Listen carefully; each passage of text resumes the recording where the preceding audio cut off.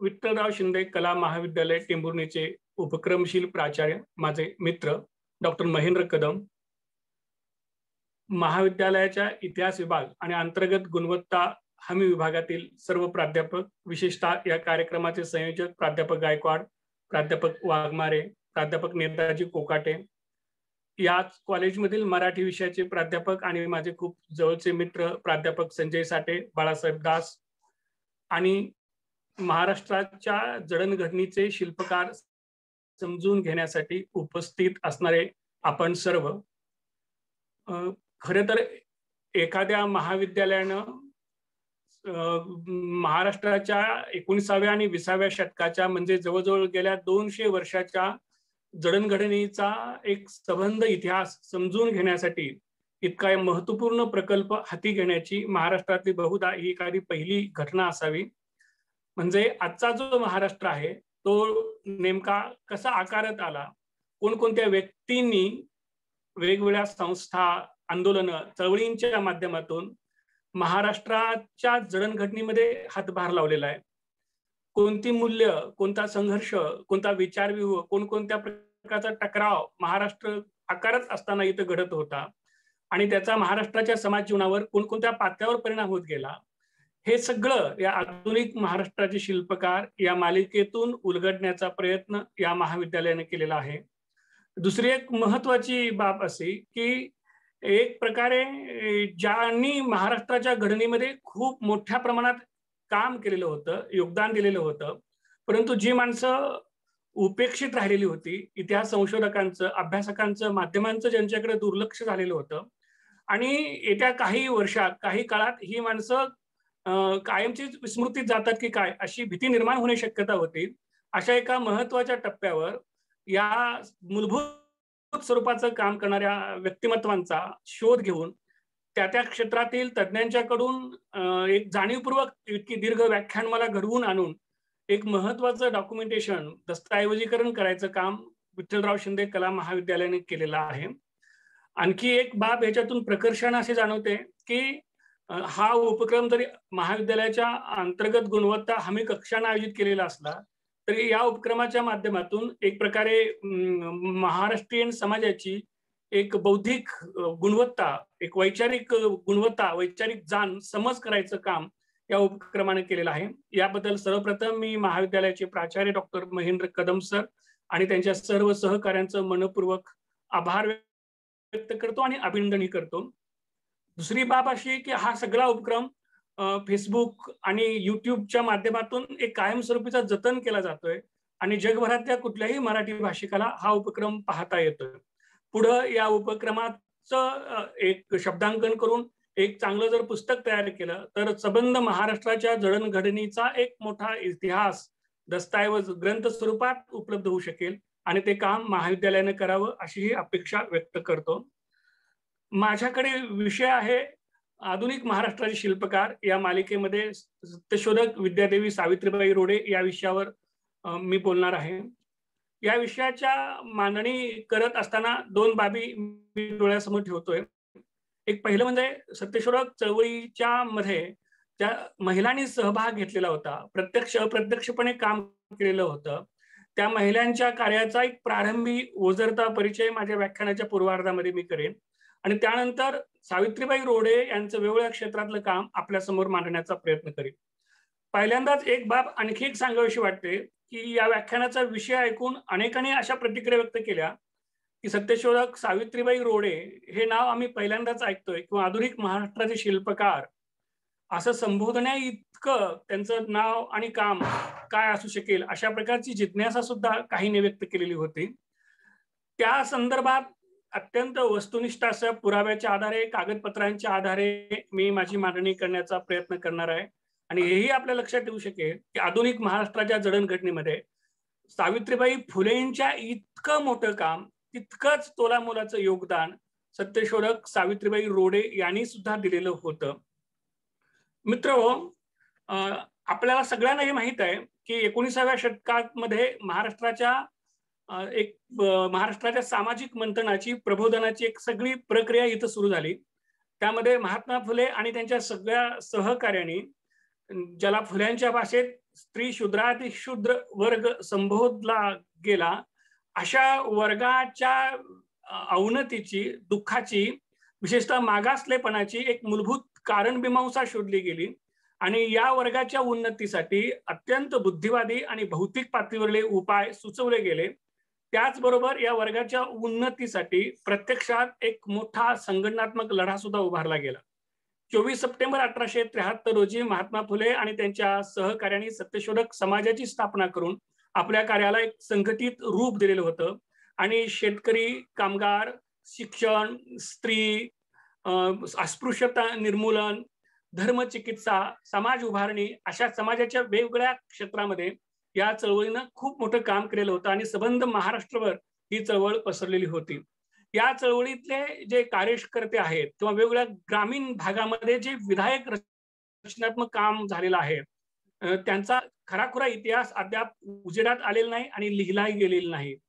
खर तर सत्यशोधक चळवळीचा इतिहासाचा एक मोठा बृहत प्रकल्प आकाराला येणं, हा सगळा इतिहास लिहिला जाणं ही एक खूप महत्वाची गोष्ट आहे. या चळवळीमध्ये स्त्रियांचा सुद्धा एक सहभाग होता आणि त्यांनी कोणत्या पातळीवर काम केलं हे आपण समजून घेण्याचा प्रयत्न करणार आहोत.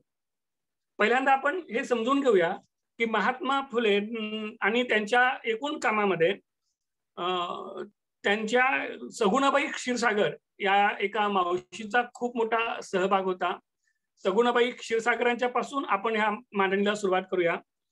म्हणजे ज्योतिरावांचा जन्म झाल्यानंतर अगदी ज्योतिराव 8 महिन्याच्या असतानाच त्यांच्या आई वारलेल्या होत्या आणि त्यानंतर ज्योतिरावांचं संगोपन करण्याचं सगळं काम सगुणाबाई क्षीरसागर यांनी केलं.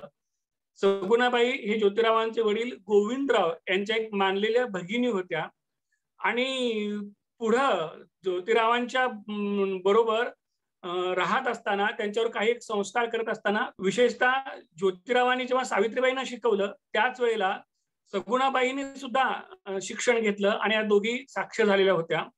या दोघींनी पुढे नॉर्मल स्कूलमध्ये, अहमदनगरचं नॉर्मल स्कूल होतं, तिथे मिसेस मिचर यांच्याकडे शिक्षिकेचा, अध्यापिकेचा कोर्स पूर्ण केला आणि 1845-46 आणि 46-47 साली या दोघीही ट्रेंड शिक्षिका झाल्या आणि त्यानंतर ज्योतिरावांनी ज्या शाळा सुरू केलेल्या होत्या त्या शाळेमध्ये शिक्षिका म्हणून सावित्रीबाईंच्या बरोबर सगुणाबाई क्षीरसागर सुद्धा शिकवत होत्या. एक प्रकारे महाराष्ट्रातल्या ह्या एकदेशीय पहिल्या महिला शिक्षिका होत्या. फुल्यांच्या सबंध भावविश्वामध्ये आणि त्यांच्या कामामध्ये सगुणाबाई क्षीरसागर यांचं खूप असाधारण स्थान आहे. खुद्द ज्योतिरावांनी असं म्हटलेलं आहे की आईसारखं दुसरं दैवत नाही, पण जिनं मला जन्म दिला ती आई मला आठवत नाही, पण ही उणीव माझ्या आऊनं भरून काढली. तिला वाटे की मी मोठा व्हावा. तिनं मला कधीही कमी न पडणारी ज्ञान संपत्ती दिली. धन्य माझी आऊ, असं खुद्द ज्योतिरावांनी सगुणाबाईंच्या संदर्भात नमूद केलेलं आहे. सगुणाबाईंचं कार्य, त्यांचा त्याग, त्यांचं महत्व हे सगळं ज्योतिराव जाणत होते आणि म्हणून त्यांनी त्यांचं जे पहिलं पुस्तक आहे निर्मिकेचा शोध 1851 प्रकाशित झालेलं, हे सगुणाबाईंना अर्पण केलेलं आहे आणि असं म्हटलेलं आहे की सत्यस्वरूप सगुणाबाई, तुम्ही मला नुसते जगवलेच नसून माणूस बनवले. दुसऱ्याच्या मुलावर प्रेम कसे करावे हे मी तुमच्याकडून शिकलो. याबद्दल तुम्हाला हे कृतज्ञतापूर्वक हे पुस्तक अर्पण करीत आहे. म्हणजे ज्योतिरावांच्या जडणघडणीमध्ये सगुणाबाईंचं किती महत्वाचं स्थान होतं हे आपल्याला इथं लक्षात येऊ शकतं. ज्योतिरावांच्या ज्या शाळा सुरू होत्या त्याच्यामध्ये शिक्षिका म्हणून त्यांनी पूर्ण काळ अध्यापन केलंच. पुढे 1854 साली कॉलऱ्याच्या साथीमध्ये सगुणाबाईंचं निधन झालेलं होतं. ज्योतिरावांच्या सगळ्या कार्यामध्ये सहभागी असणाऱ्या दुसऱ्या एक महत्वाच्या स्त्री म्हणजे सावित्रीबाई फुले. सावित्रीबाईंच्या संदर्भात आपण सगळेजण जाणतात आणि याच व्याख्यानमालेमध्ये त्यांच्यावर एक व्याख्यान सुद्धा होऊन गेलेलं आहे, तेव्हा त्याची पुनरावृत्ती मी करत नाही. पण दुसरी आणखी एक महत्वाची शिक्षिका होती ती म्हणजे फातिमा शेख. फातिमाचा जन्म, तिचं बालपण किंवा तिचं कुटुंब काय होतं या संदर्भातली माहिती अद्याप तरी उपलब्ध झालेली नाही. परंतु फुले दाम्पत्यानं 1852 सालापर्यंत पुणे आणि पुण्याच्या परिसरात ज्या 18 शाळा सुरू केलेल्या होत्या त्या शाळांमध्ये सावित्रीबाई, सगुणाबाई आणि फातिमा शेख शिकवत होत्या. सावित्रीबाईंनी 10 ऑक्टोबर 1856 रोजी ज्योतिरावांना एक पत्र पाठवलेलं आहे आणि त्या पत्रात असं म्हटलेलं आहे की शाळेचं काम करत असताना फातिमाला कष्ट पडत असतील पण ती कुरकुर करणार नाही असा उल्लेख केलेला आहे. त्याच्यावरून फातिमाचं शाळेतलं शिक्षिकेचं काम करत असतानाची समर्पणशीलता, त्या झोकून देण्याची काम करण्याची वृत्ती, अंगावर कितीही काम पडलं तरी ते विना तक्रार पार पाडण्याची क्षमता, यासारख्या काही गुणांचा आपल्याला परिचय येऊ शकतो. ज्योतिरावांचं शिक्षण हे केवळ वाचन लेखन यापुरतं मर्यादित नव्हतं, तर चिकित्सा करणारं, माणसाला विचारी बनवणारं, विवेकी बनवणारं होतं. ज्योतिरावांच्या शाळेत शिकलेल्या मुक्ता नावाच्या इयत्ता 3रीतल्या मुलीनं महार दुःखाविषयी निबंध जो लिहिलेला आहे की जो आपल्यापैकी अनेकांना माहित असेल, या निबंधामध्ये मुक्ताची विचारशक्ती, तिची चिकित्सा, तिने इथली धर्मव्यवस्था, समाज व्यवस्था याचा घेतलेला उभा आडवा छेद, हे सगळं पाहिलं की शिक्षणात काय ताकद असते आणि ज्योतिराव कोणत्या पद्धतीचं शिक्षण आपल्या विद्यार्थ्यांना देऊ इच्छित होते याचे आपल्याला प्रकर्षानं जाणीव होते. एक 13-14 वर्षाची मुलगी आणि अतिशय तळातल्या मातंग समाजातल्या वर्गातली मुलगी जो निबंध लिहिते तो त्या काळात खूप गाजलेला होता. ज्ञानोदय या अहमदनगरहून प्रसिद्ध होणाऱ्या मासिकामध्ये 15 फेब्रुवारी आणि 1 मार्चच्या अंकामध्ये संपादकीय टिप्पणीसह हा निबंध प्रसिद्ध झालेला आहे. ब्रिटिश सरकारनं जो शिक्षणविषयक अहवाल 1855 ला प्रसिद्ध केला त्याच्यामध्ये सुद्धा हा निबंध प्रसिद्ध झालेला होता. इतका त्यावेळेला हा निबंध गाजलेला होता. एक 14 वर्षाच्या मुलीनं की जिनं ज्योतिरावांच्या शाळेमध्ये शिक्षण घेतलेलं होतं, सावित्रीबाईंनी जिला शिकवलेलं होतं, तिनं हा लिहिलेला निबंध आहे. आणि हेही आपल्याला हा निबंध एक प्रकारे धडा देतो की शिक्षण कोणत्या पद्धतीचं दिलं जावं किंवा फुले दाम्पत्याला कोणत्या पद्धतीची शिक्षण व्यवस्था अभिप्रेत होती हे सुद्धा आपल्याला याच्यातून जाणवतं. या निबंधाच्या प्रारंभीच मुक्तानं दुर्दैवी पशुपेक्षा नीच मानलेल्या दरिद्री मांग महारांच्या दुःखाविषयी लिहिण्याचं काम सरसावून हाती घेऊन मांग महार आणि ब्राह्मणांचा उत्पन्न करता एकच असल्याला म्हटलेलं आहे.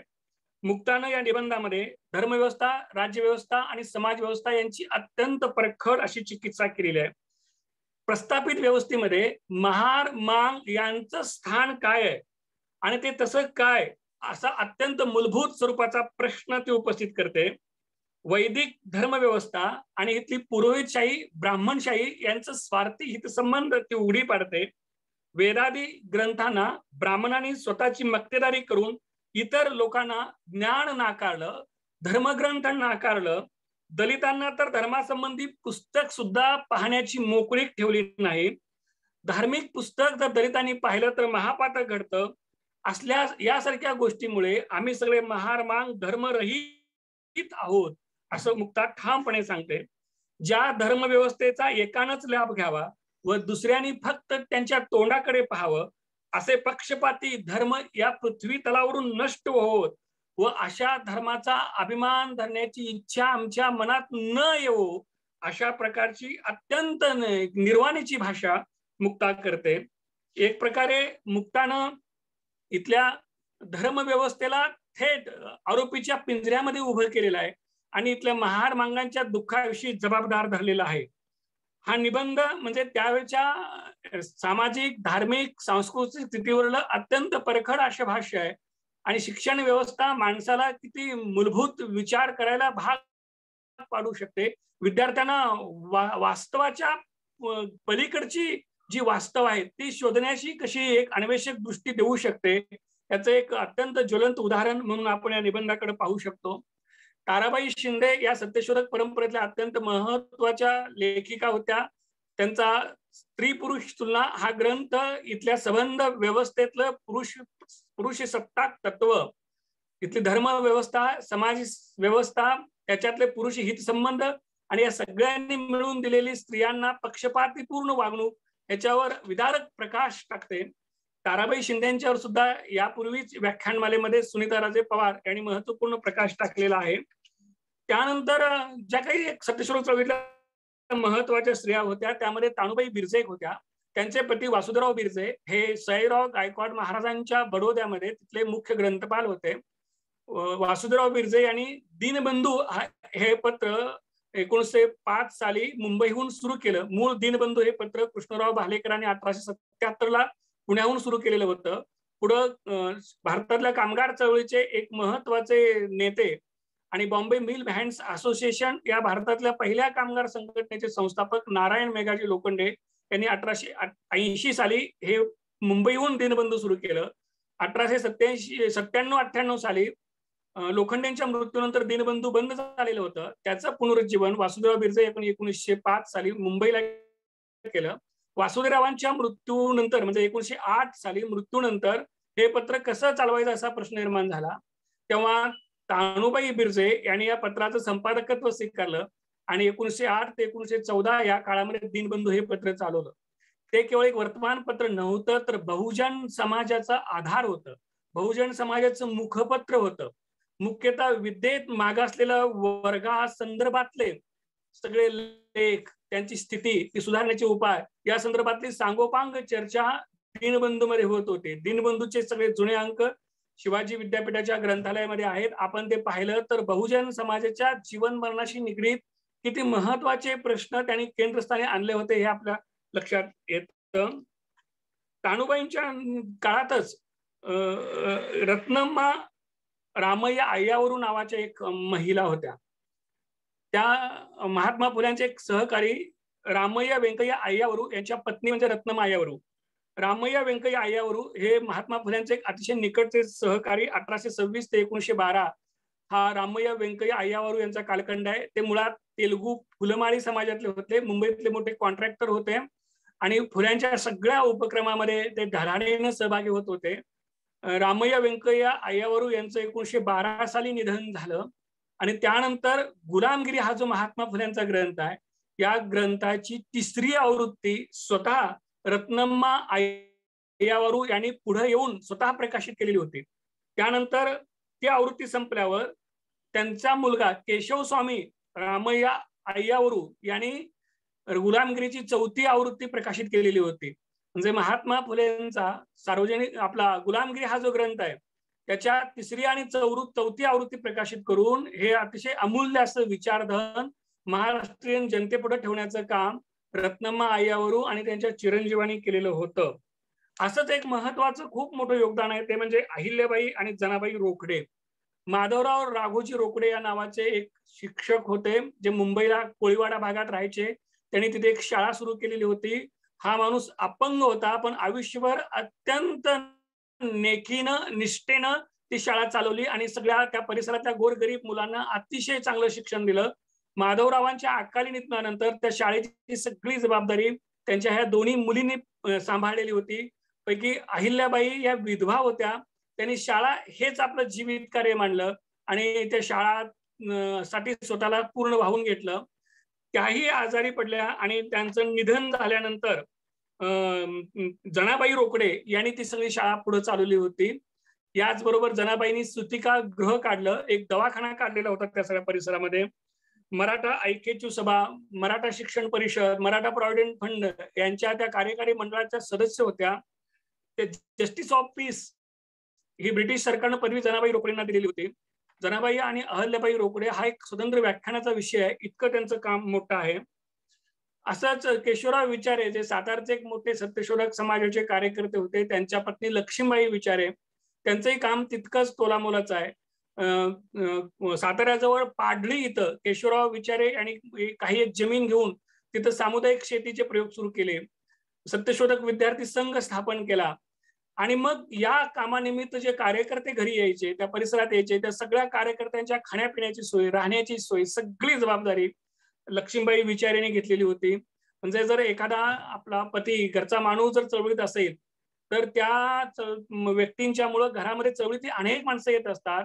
येण्या जाणाऱ्या प्रत्येक माणसाला एक जगवण्याचं काम म्हणजे पर्यायानं चळवळ जगवण्याचं काम त्या घरातली माऊली, त्या घरातली स्त्री करत असते.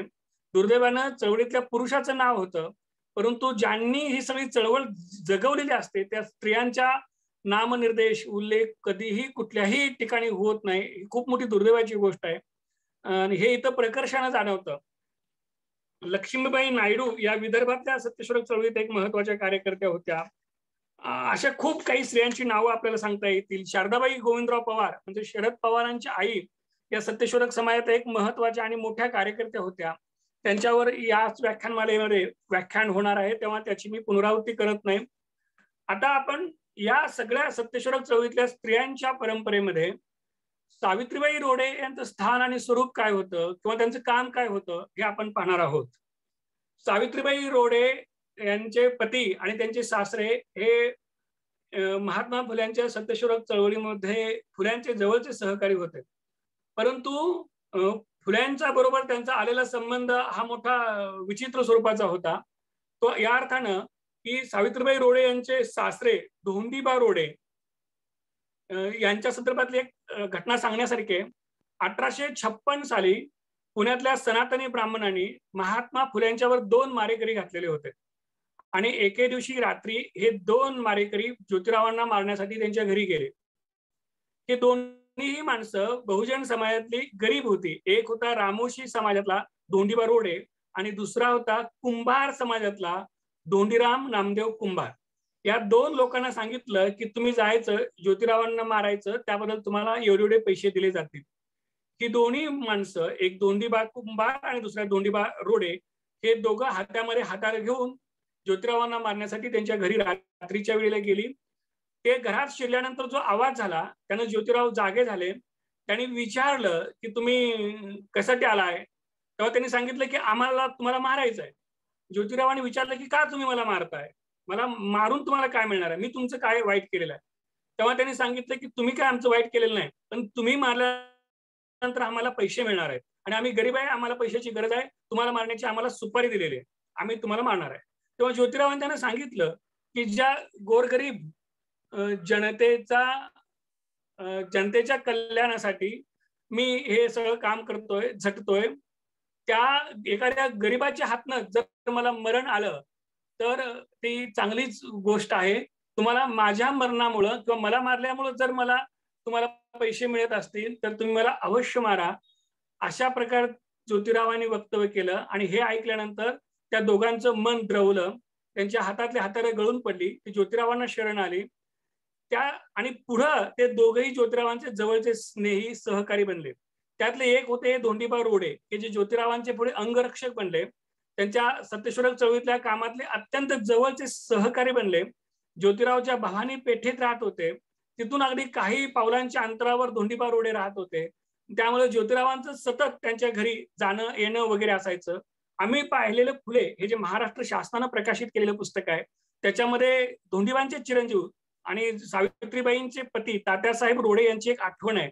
त्यामध्ये ज्योतिराव आणि त्यांच्या कुटुंबाच्या संबंधाचा एक चांगला लेख आलेला आहे, आपण तो आवर्जून वाचू शकता. तर अशा कुटुंबामध्ये सावित्रीबाईंचा प्रवेश झालेला होता. आणि याच मारेकऱ्यामध्ये जो दुसरा मारेकरी होता, ज्याचं नाव होतं धोंडीराम नामदेव कुंभार, हाही ज्योतिरावांचा एकनिष्ठ अनुयायी झाला.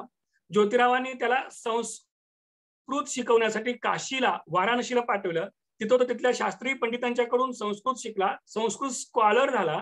इथं तो आला आणि इथल्या शृंगेरीच्या शंकराचार्यांशी वेदातल्या धर्मतत्वांच्यावर त्यानं सलग 9 तास वादविवाद केला.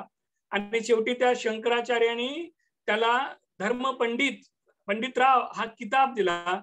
असा तो पंडित झालेला पंडित धोंडीराम नामदेव कुंभार, की ज्यानं पुढे वेदाचार नावाचा ग्रंथ लिहिलेला आहे. आणि तो खूप चांगलाही असं ते पुस्तक आहे.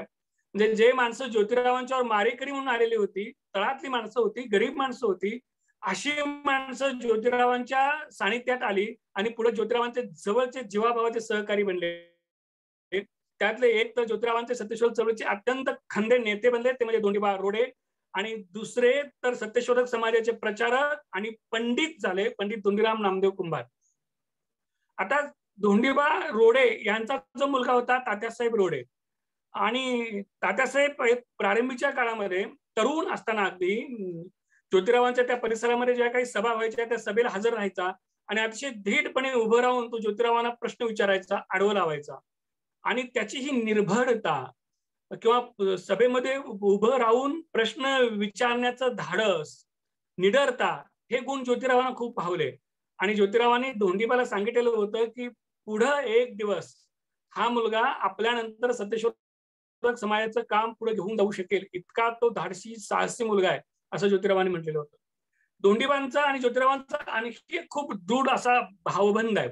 गुलामगिरी हा जो महात्मा फुलेंचा ग्रंथ आहे, या ग्रंथामध्ये ज्योतिबा आणि धोंडीबा असा संवाद येतो. त्यातला ज्योतिबा म्हणजे खुद्द ज्योतिराव फुले आहेत आणि दुसरं जे पात्र त्याने कल्पिलेलं आहे धोंडीबाशी ते बोलतायत किंवा धोंडीबा त्यांना काही प्रश्न विचारतायत. त्यातले धोंडीबा म्हणजे हे धोंडीराम कुंभार हे डोळ्यासमोर ठेवूनच त्याने ते पात्र निर्माण केलेलं आहे. तर अशा प्रकारे महात्मा फुले यांच्या जीवनाशी, त्यांच्या कुटुंबाशी, त्यांच्या संबंध कार्याशी एका अत्यंत जवळून त्या कार्यात सहभागी असणाऱ्या कुटुंबामध्ये सावित्रीबाई रोडे यांनी प्रवेश केलेला होता. सून म्हणून त्या घरामध्ये आलेल्या होत्या. सावित्रीबाई रोडे यांचा जन्म कधी झाला, त्यांचं बालपण कसं गेलं, त्यांचे आई वडील कोण होते, या संदर्भातली कुठलीही माहिती अद्यापर्यंत तरी उपलब्ध झालेली नाही. त्यामुळं त्यांच्या जीवन कार्यातली जी एक विवाहापूर्वीची काही माहिती आपल्याला उपलब्ध होत नाही. आणि दुसरी गोष्ट अशी की विवाहानंतर सुद्धा त्यांनी सत्यशोधक चळवळीमध्ये जे काम केलेलं आहे त्याचे फारसे कागदपत्र किंवा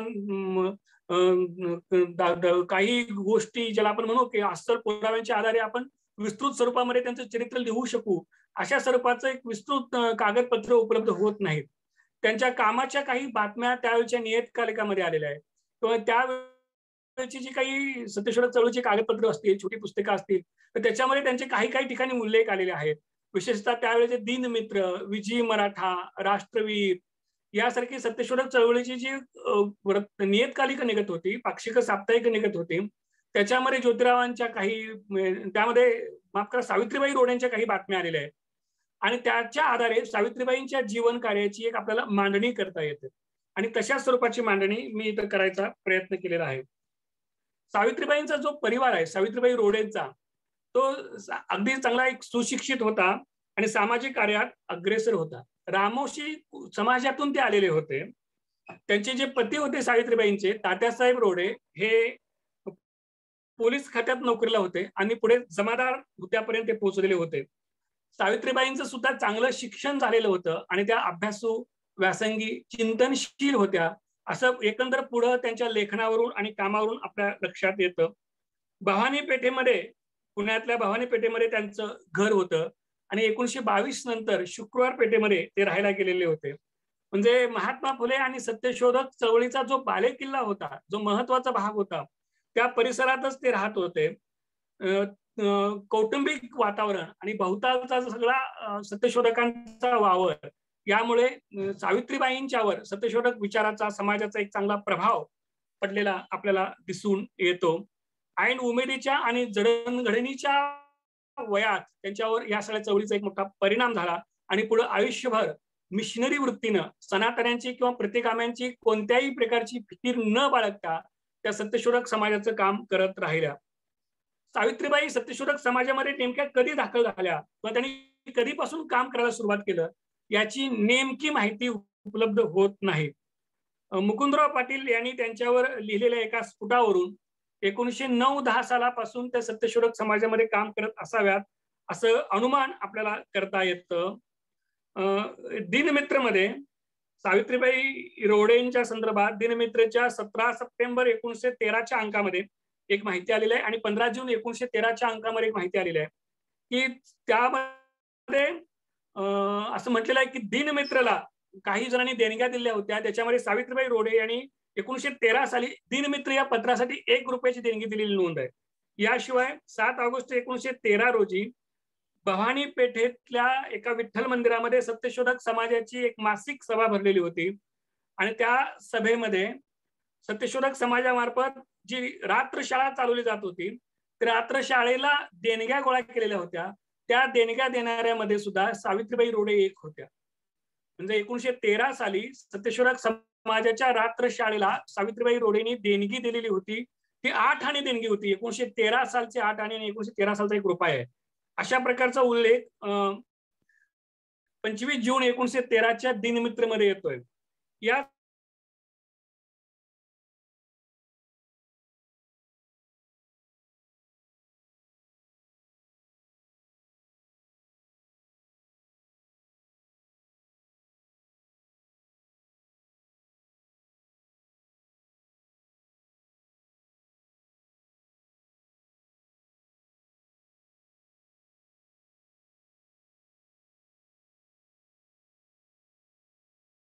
कोणती व त्यांनी मदत करणे म्हणजे काम आहे. त्या स्वतः सत्यशोधक समाजा संबंधाने फार काळजी वाटतात. त्यांचा कित्ता आमचे पुरुष मंडळी घेतील काय, अशा प्रकारचा उल्लेख सत्यशोधक समाजाचे सेक्रेटरी एका जाहीर पत्रामध्ये, वर्तमानपत्रामध्ये करतात.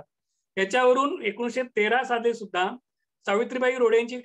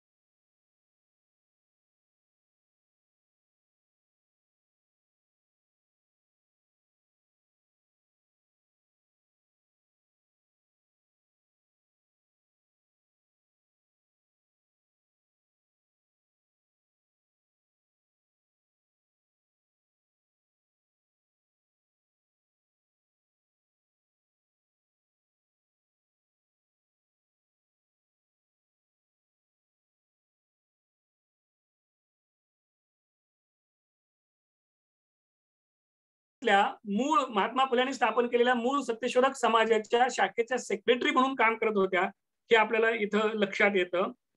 त्यांचं समाजकार्य, समाजाप्रतीची बांधिलकी, काम करण्याची तळमळ, निष्ठा, बौद्धिक क्षमता, नेतृत्व गुण यामुळेच त्या सत्यशोधक समाजाच्या सेक्रेटरी पदापर्यंत पोहोचलेल्या होत्या. सत्यशोधक समाजाची जी केंद्रीय कार्यकारिणी होती त्याच्यामध्ये असणाऱ्या त्या एकमेव महिला होत्या. सावित्रीबाई फुल्यांच्या नंतर सत्यशोधक समाजाच्या शीर्षस्थानी सर्वोच्च पदावर पोहोचलेल्या फक्त सावित्रीबाई रोडे हे आपण लक्षात घ्या. सत्यशोधक समाजाच्या संघटनात्मक आणि धोरणात्मक निर्णय प्रक्रियेमध्ये त्यांचा महत्वपूर्ण सहभाग असायचा. सत्यशोधक समाजाच्या परिषदा व्हायच्या. त्या परिषदामध्ये सत्यशोधक समाजाचा कार्यविचार स्पष्ट करणारी मांडणी व्हायचीच, पण त्याचबरोबर वेगवेगळ्या विषयावर निबंध वाचन व्हायचं. अशा परिषदामध्ये सावित्रीबाईंनी अनेक निबंधांचं वाचन केलेलं दिसून होतं. सासवडला जी सत्यशोधक समाजाची परिषद झाली त्या परिषदेमध्ये शिक्षण या विषयावरील सावित्रीबाईंचा निबंध होता आणि तो निबंध त्यावेळचे परिषदेचे जे अध्यक्ष होते नारायणराव पवार, हे जे सिलोनचे होते, त्यांच्या पत्नी गजराबाई पवार यांनी या निबंधाचं वाचन केलेलं होतं. अहमदनगर येथे 11 आणि 12 मे 1915 रोजी सत्यशोधक समाजाची 5वी परिषद अण्णासाहेब लठ्ठे यांच्या अध्यक्षतेखाली झाली. त्यावेळी सावित्रीबाईंचा विद्या शिकलेचे फायदे या निबंधाचं वाचन करण्यात आलेलं होतं आणि हा निबंध दिनमित्र मधून सुद्धा प्रसिद्ध झालेला आहे. त्या निबंधाचा एकच भाग सध्या उपलब्ध आहे. दुसरा भाग ज्या दिनमित्रच्या अंकामध्ये प्रसिद्ध झाला तो अंकच उपलब्ध नाही, त्यामुळे तो निबंध पूर्ण अवस्थेमध्ये काय होता हे कळत नाही. पण जो पहिला भाग उपलब्ध आहे त्याच्यामध्ये असं दिसतं की या भागामध्ये सावित्रीबाईंनी ब्राह्मण जातीची उत्पत्ती आणि ब्राह्मण कोणाला म्हणावं याची सप्रमाण मांडणी केलेली आहे. आपल्या मांडणीच्या पुष्ट्यर्थ त्यांनी त्यावेळचे संस्कृत स्कॉलर डॉक्टर राघव भांडारकर, विश्वनाथ नारायण मंडलिक, राजेंद्रनाथ मित्र यांची मतं उद्धृत केलेली आहेत आणि असं म्हटलेलं आहे की ब्राह्मण हे मूळचे हिंदुस्थानातले नाहीत. डॉक्टर विल्सन यांनी विशद केलेल्या ब्राह्मणांच्या 18 पोट जातींचा सुद्धा निर्देश त्यांनी त्या निबंधामध्ये केलेला आहे.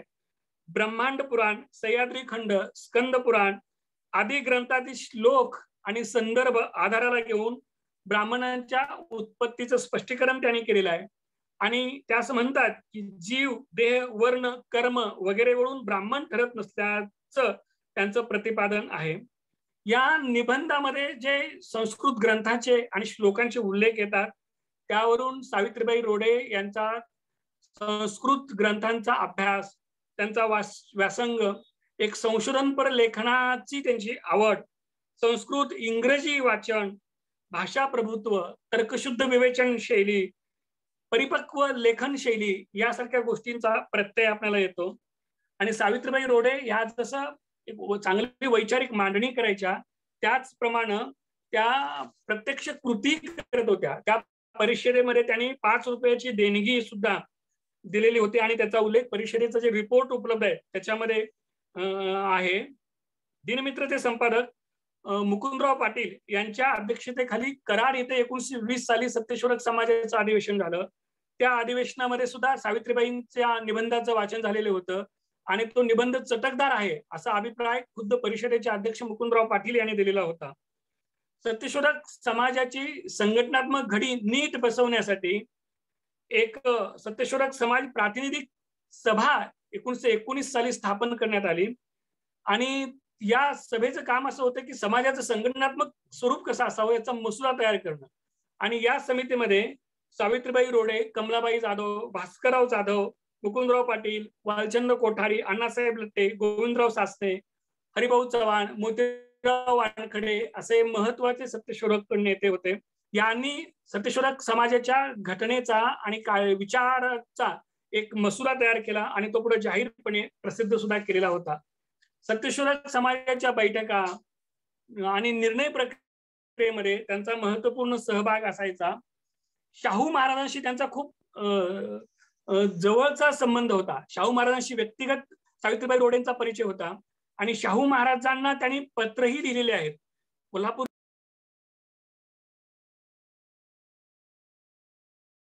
आणि शाहू महाराजांशी त्यांचा व्यक्तिगत परिचय सुद्धा होता. त्यांनी शाहू महाराजांना लिहिलेली 2 पत्र उपलब्ध आहेत. ते 1921 सालचे, एक 10 जून 21 आणि दुसरं 20 जून 1921 पत्र आहे.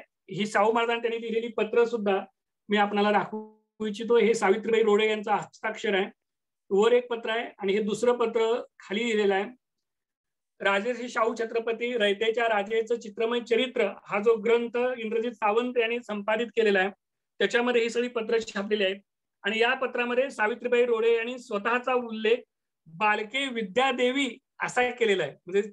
म्हणजे शाहू महाराजांना पत्र लिहित असताना ते स्वतःला बालके विद्यादेवी सावित्रीबाई रोडे असं स्वतःला संबोधतात. आणि त्यामध्ये त्यांनी 1921 साली शाहू महाराजांना अशी विनंती केलेली आहे की त्या रामोशी समाजातल्या विद्यार्थ्यांसाठी अनाथ बोर्डिंग आश्रम काढू इच्छित होत्या आणि त्यासाठी 4,000 रुपये खर्च येतोय. तेव्हा करवीर सरकारने 2,000 रुपयाची देणगी द्यावी आणि 2,000 रुपये आम्ही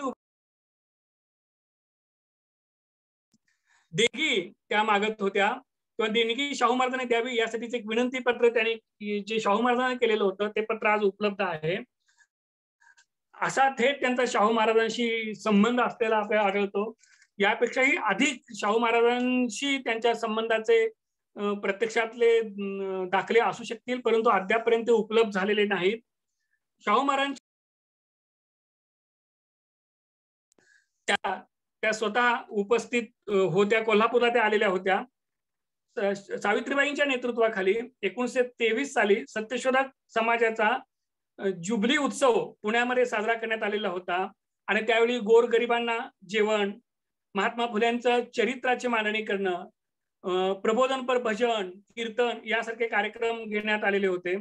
याच वेळेला सावित्रीबाई रोडे आणि तात्यासाहेब रोडे या दाम्पत्याचा जो मुलगा होता शंकरराव रोडे, त्याचं नाव शंकरराव रोडे, त्याला सुद्धा त्यांनी सत्यशोधक समाजामध्ये आणलेलं होतं आणि काही धार्मिक विधी सत्यशोधक समाजमध्ये केलेले होते. त्याच्यातला एक धार्मिक विधी हा शंकरराव रोडे म्हणजे सावित्रीबाईंचा मुलगा जो त्यावेळेला 5 वर्षाचा होता त्याच्या हस्ते ते धार्मिक विधी केले होते. म्हणजे पौराहित्याचं काम त्याने केलं होतं. आपल्या छोट्या लहान बाळाला सत्यशोधक समाजमध्ये धार्मिक विधी कसे करावेत याचं शिक्षण त्याने दिलेलं होतं आणि एकदा 5 वर्षाच्या बाळानं धार्मिक विधी केलेला होता.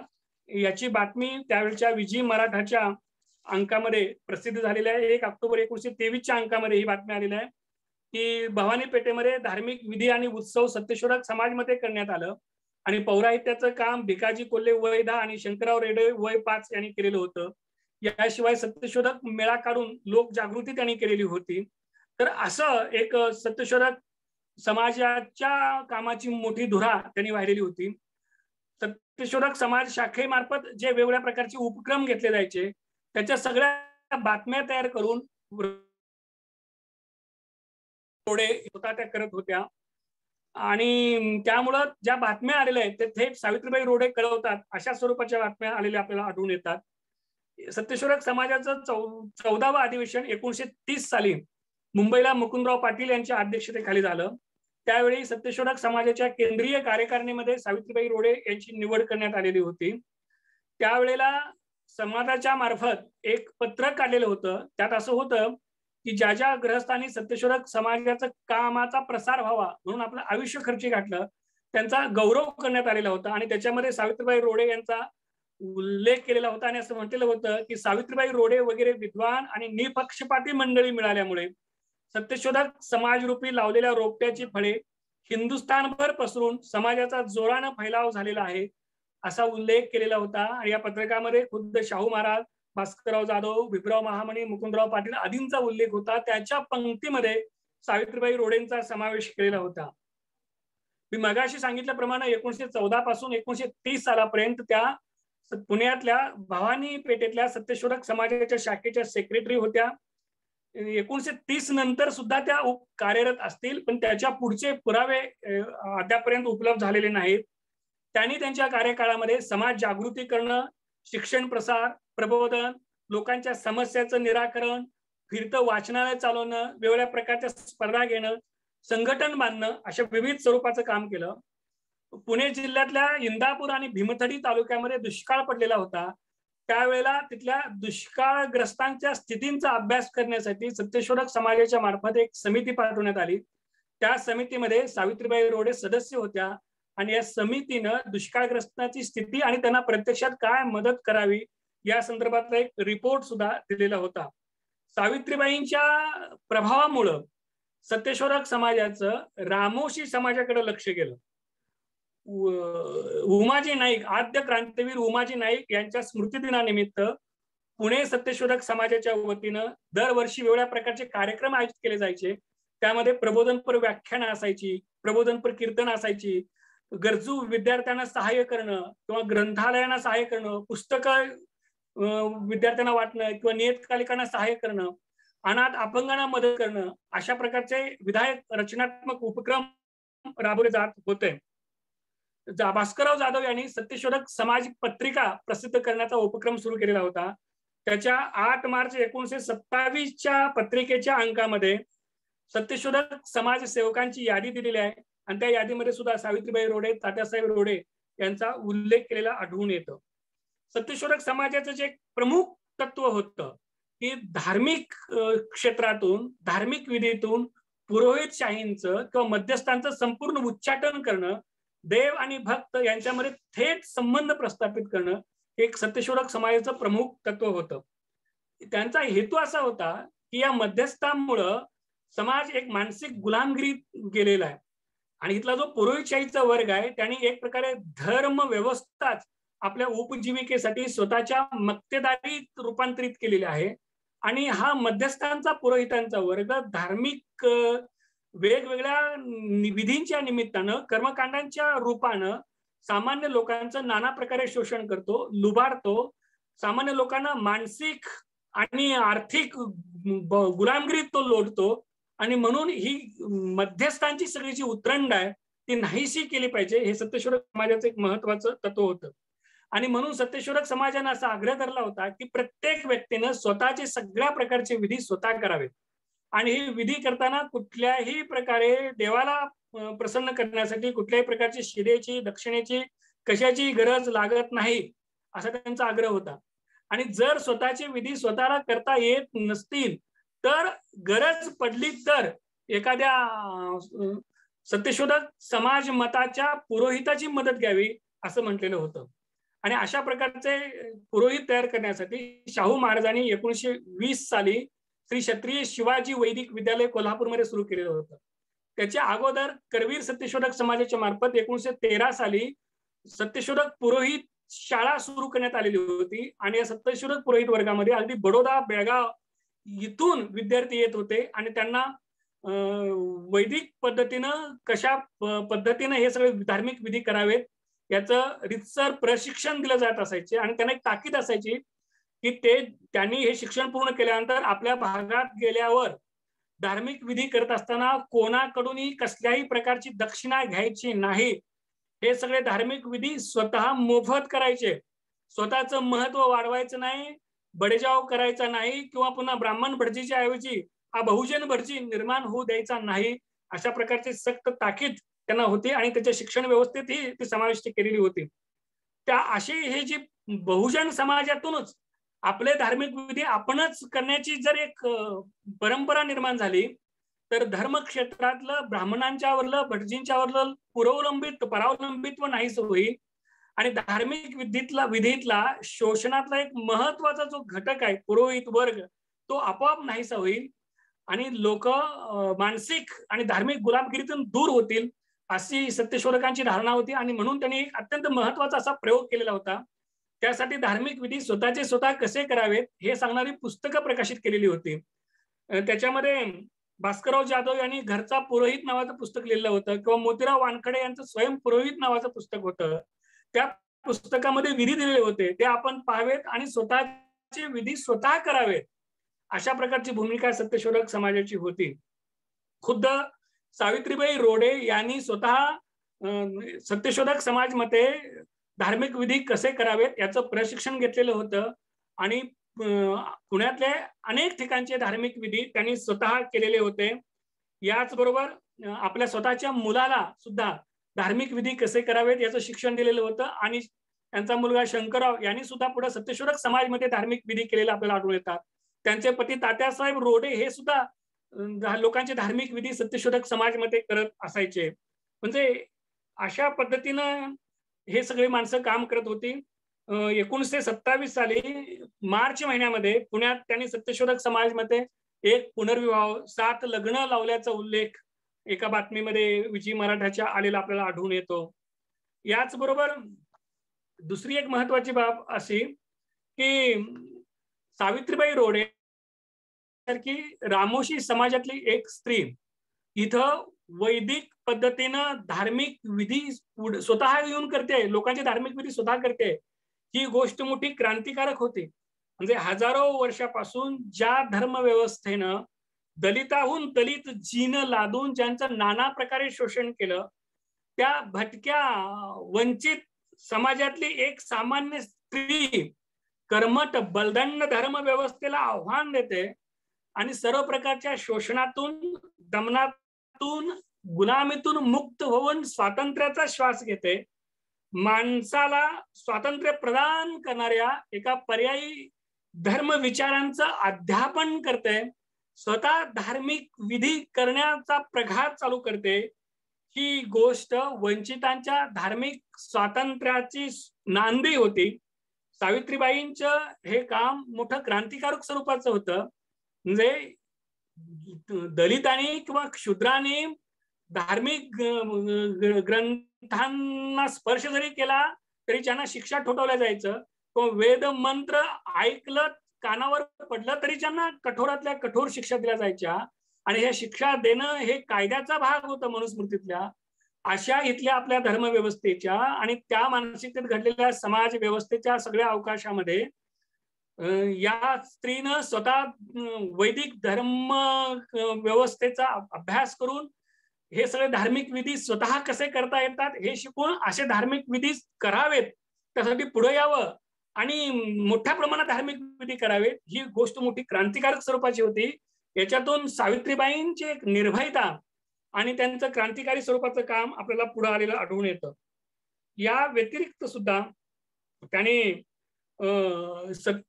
सत्यशोधक समाजाचं मोठं काम केलेलं आहे. सत्यशोधक समाजाच्या परिषदा ज्या होत होत्या त्याच्यामध्ये सावित्रीबाईंच्या कार्याचा मोठा गौरव करण्यात आलेला होता. पण त्यांचं जे एक व्यापक स्वरूपाचं काम होतं सत्यशोधक समाजातलं, त्याचे फारसे पुरावे उपलब्ध होत नाहीत. यानंतर जो दुसरा भाग येतो तो म्हणजे रामोशी समाजाचं त्यांनी जे संघटन केलं आणि रामोशी समाजामध्ये शिक्षण प्रसाराचं जे अमूल्य स्वरूपाचं काम केलं ते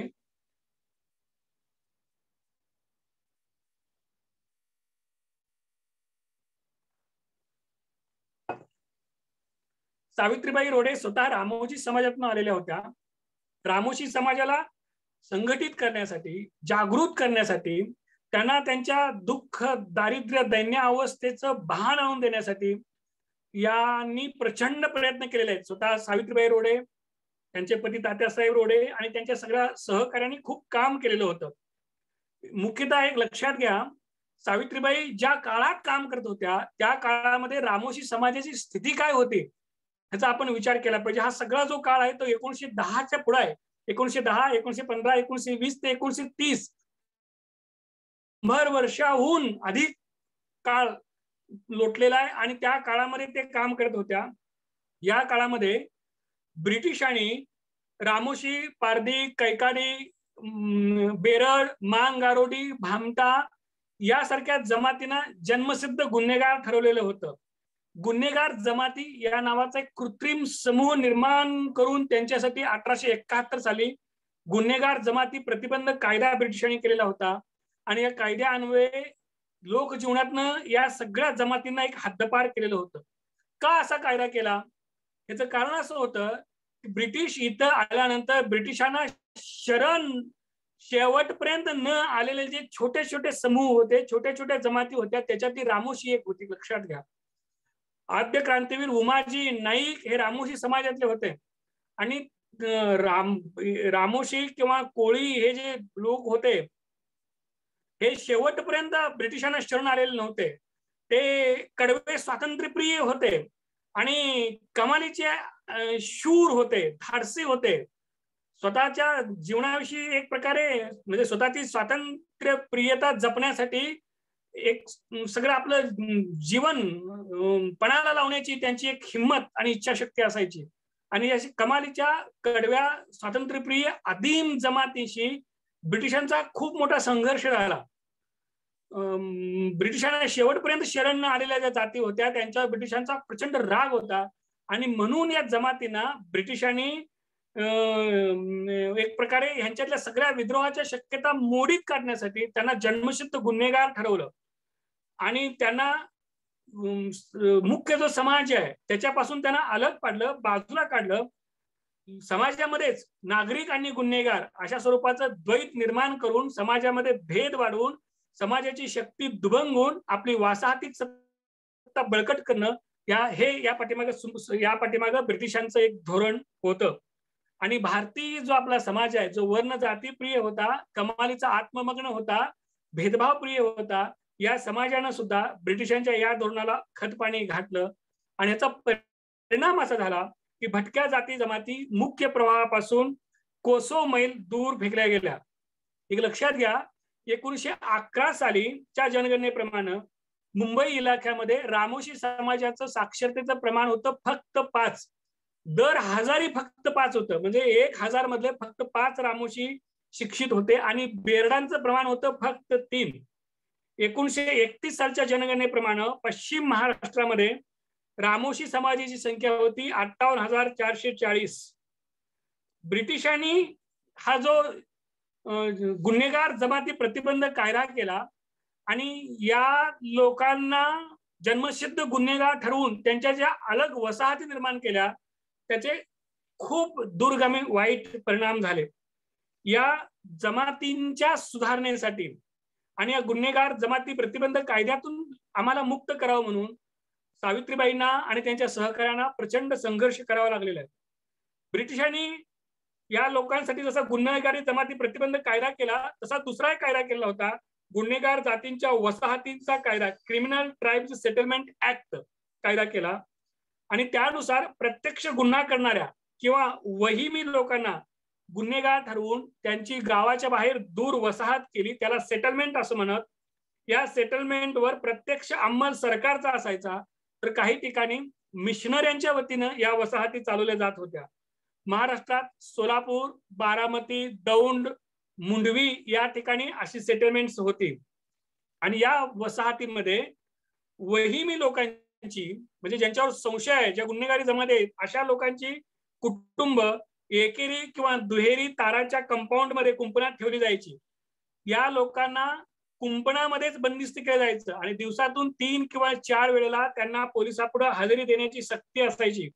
वसाहतीच्या बाहेर जायचं असेल तर पास काढावा लागायचा आणि विशिष्ट काही वर्ष जर या लोकांचं आचरण चांगलं झालं तर त्यांना कुंपणाच्या बाहेर स्वतंत्र वस्ती करता यायची. अर्थात तेही मुख्य समाजामध्ये मुख्य गावात नाही तर कुंपणाच्या बाहेर, त्याला फ्री सेटलमेंट असं म्हणायचे. या सेटलमेंट्स म्हणजे वसाहती म्हणजे एक प्रकारे उघड्यावरच्या अमानुष अशा छळ छावण्या होत्या. हिटलरनं जो जूनचा छळ केला नाझींच्या मार्फत, तो अमानुष आणि त्यातली जी क्रूरता होती, अशीच अमानुषता आणि क्रूरता या गुन्हेगार जाती जमातीसाठी म्हणून निर्माण केलेल्या या सेटलमेंट वसाहतीमध्ये होती. खरं तर एखाद्या मानवी समूहाला जन्मतःच गुन्हेगार ठरवणं म्हणजे त्या जमातीत जे बाळ जन्माला आलेला आहे, तो जन्माला येऊन त्यानं पहिला श्वास घेतल्याबरोबर लगेच ते जन्मसिद्ध गुन्हेगार ठरवणं आणि त्याला सबंध आयुष्यभर त्या ताराच्या कुंपणाच्या वसाहतीत अडकवणं, यासारखी क्रूरता आणि अमानुषता मानवी इतिहासामध्ये फार क्वचितच घडत असेल आणि ती इथं ब्रिटिशांच्या काळामध्ये घडलेली आपल्याला आढळून येतं. मराठीच्या प्रसिद्ध लेखिका मालतीबाई बेडेकर यांची बळी नावाची कादंबरी आहे आणि त्याच्यामध्ये अशा सेटलमेंट वसाहतीतलं अत्यंत वास्तव चित्रण झालेलं आढळून येतं. महाराष्ट्रामध्ये जो रामोशी समाज आहे तो मुख्यतः पुणे, सातारा, सांगली, सोलापूर, कोल्हापूर, अहमदनगर आणि औरंगाबाद या जिल्ह्यामध्ये मोठ्या प्रमाणात आढळतो.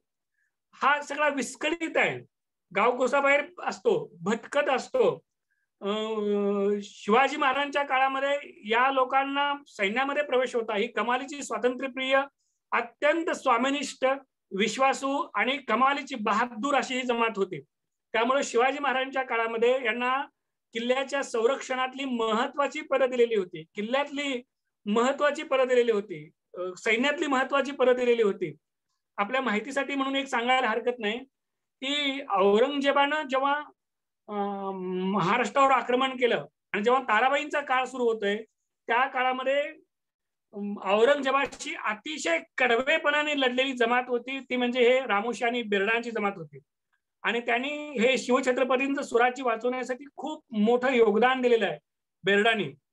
ताराबाई राणींना त्यांचा खूप मोठा पाठिंबा होता. तारा राणींचे आणि बेरडांचे खूप जवळचे संबंध होते.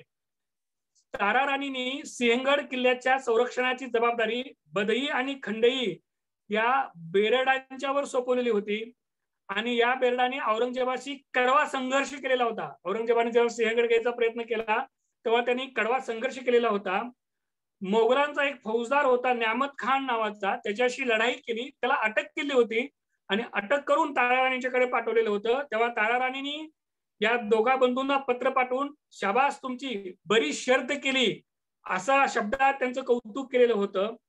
बेरडांच्या कडून तारा राणींना जे सहाय्य होते ते पाहून औरंगजेबाची चांगली औरंगजेबाला प्रचंड राग आलेला होता आणि म्हणून औरंगजेबानं बेरडांचं जे मुख्य ठाण आहे गुलबर्गा जिल्ह्यातलं वाकिनखेडा हे नष्ट करण्यासाठी 1704 साली वाकिनखेड्यावर हल्ला चढवलेला होता.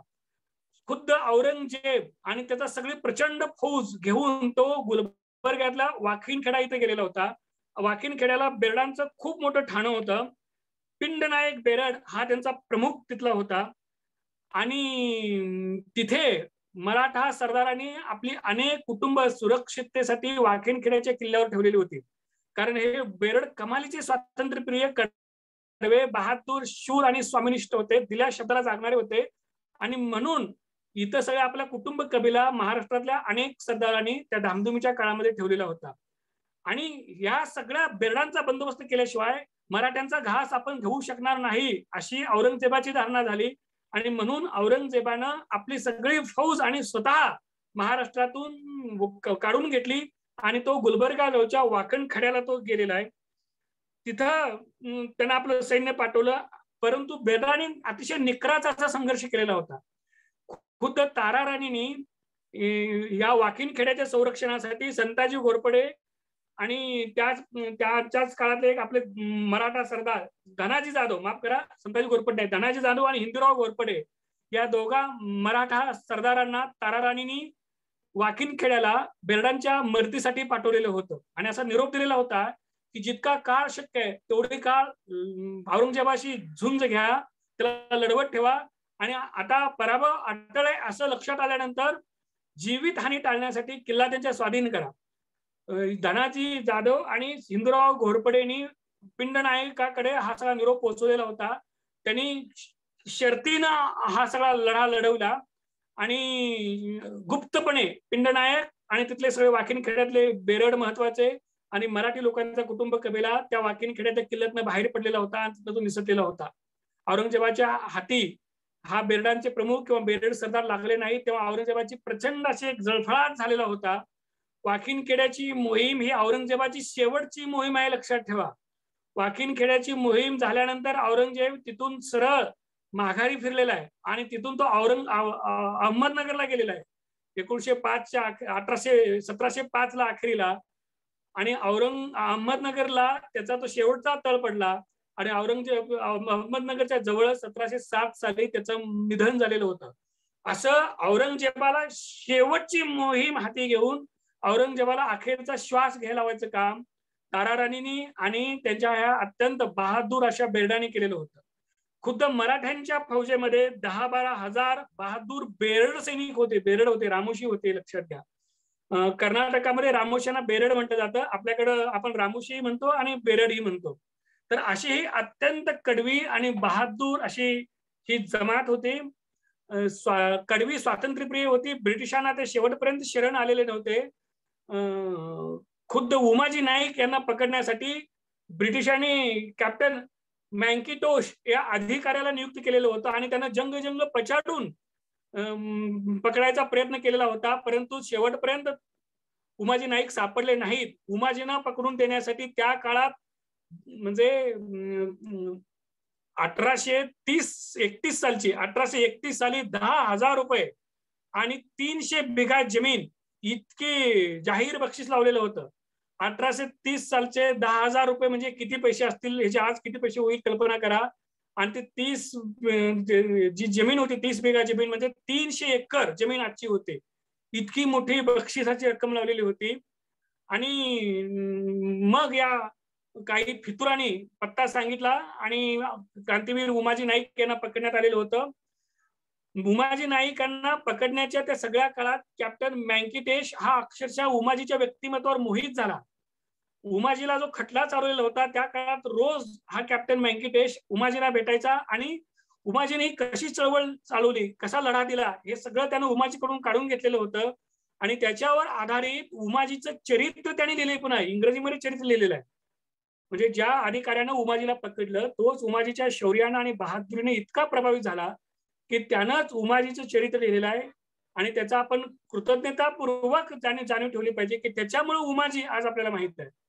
तर अशी ही अत्यंत कडवी आणि बहादूर अशी जमात, लढवय्या जमात होती आणि ब्रिटिशांनी ह्याची प्रचंड धास्ती खाल्लेली होती.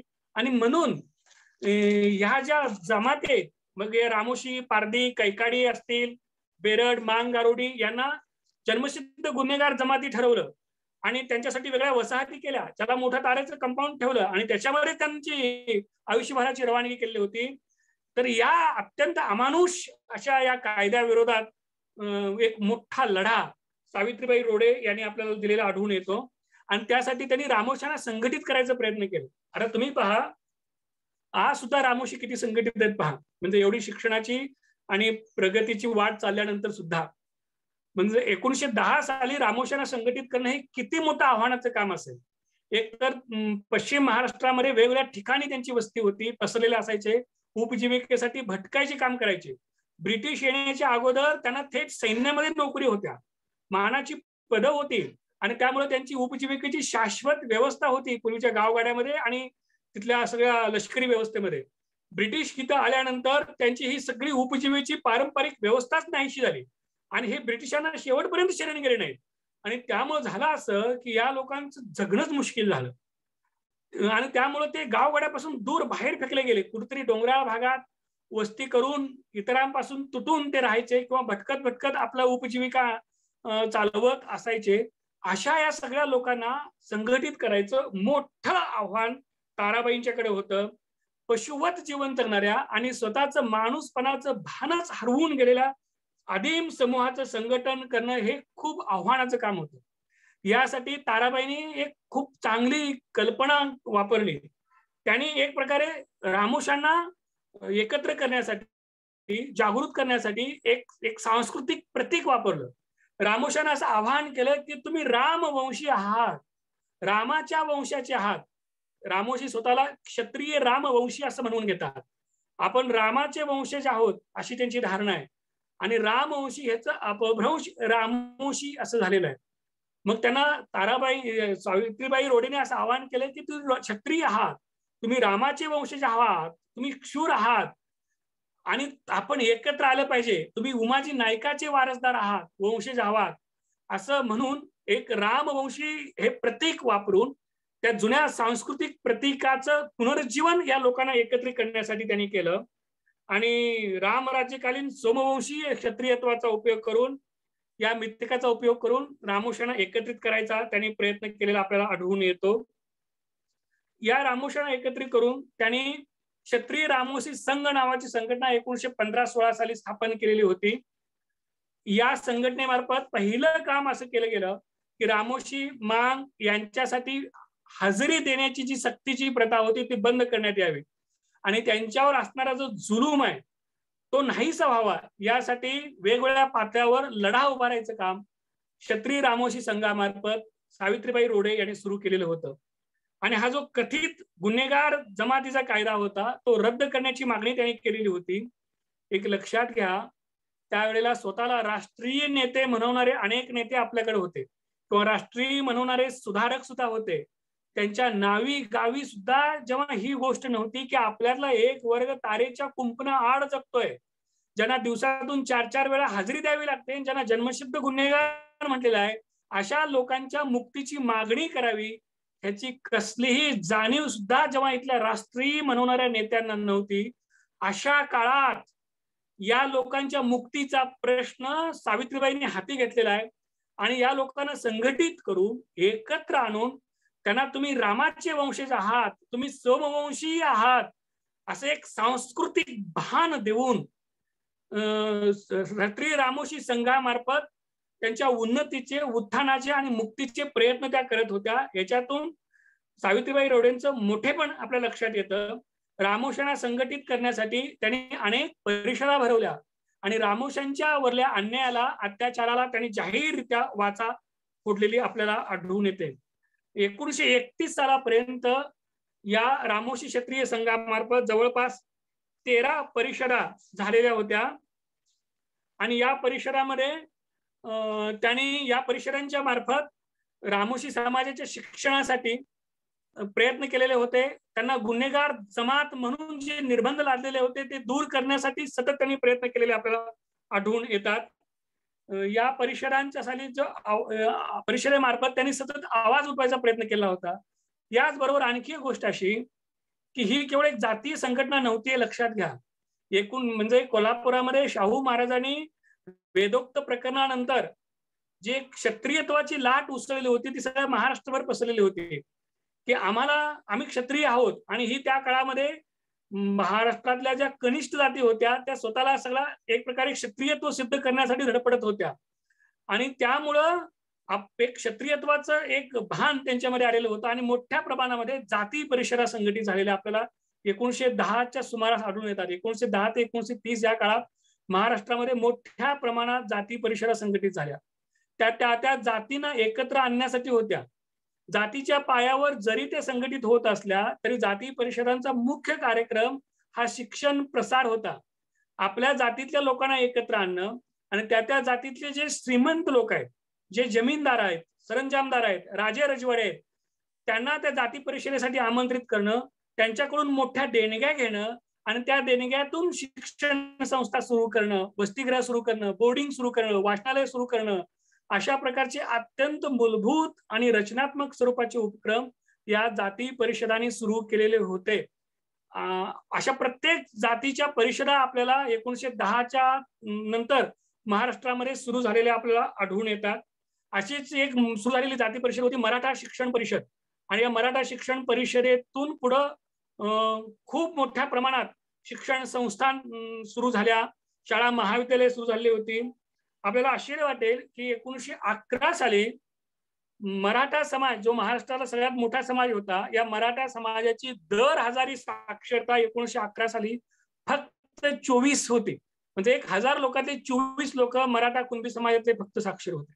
इतकं मागासलेला हे सगळे वर्ग होते. ब्राह्मण सोडून इतर सगळे वर्ग कमालीचे मागासलेले होते. बहुतेक सगळे निरक्षर होते, अज्ञान आणि दारिद्र्यात आरपार बुडालेले होते अशा लोकांना एकत्र आणायचं असेल तर पहिल्यांदा त्यांच्या जातीनं काहीतरी एक सांस्कृतिक भान दिलं पाहिजे. जातीच्या पायावर त्यांना एकत्र आणणं आणि जाती उन्नतीसाठी सगळ्यांनी सामूहिक प्रयत्न करणं, सामूहिक नेतृत्व करणं, जातीत जागरण करणं, अशा सरकारचे अत्यंत बेसिक स्वरूपाचे उपक्रम सगळे सुरू झाले होते. आणि ह्या जाती परिषदा सुट्या किंवा स्पर्धात्मक स्वरूपाच्या नव्हत्या. तर एका जाती परिषदेला सत्यशोधक समाजाचे दुसऱ्या जातीचे लोक सुद्धा यायचे, संबोधित करायचे. मातंग समाजाची जाती परिषद झालेली होती 1923 साली. तर या मातंग समाजाच्या जाती परिषदेला खुद्द सावित्रीबाई रोडे गेलेल्या होत्या आणि तिथं त्यांनी भाषण केलेलं होतं. खुद्द कर्मवीर भाऊराव पाटील, मुकुंदराव पाटील हे अनेक जाती परिषदांना उपस्थित होते. शाहू महाराजांनी सुद्धा जाती परिषदांना संबोधित केलेलं आहे. त्या जरी जाती परिषदा असल्या तरी सुद्धा त्या जाती विद्वेषाच्या पातळीवर किंवा जात्यंधाच्या पातळीवर अजिबात नव्हत्या. तर समाजाला संघटित करून शिक्षण प्रसारातून समाजाची उन्नती करणं ह्या अत्यंत मूलभूत पायावर आणि विधायक दृष्टिकोन ठेवून त्या कार्यरत होत्या, आपल्याला असं हे आढळून येतं. अशा स्वरूपामध्ये ही रामोशी संघ सुद्धा काम करत होता.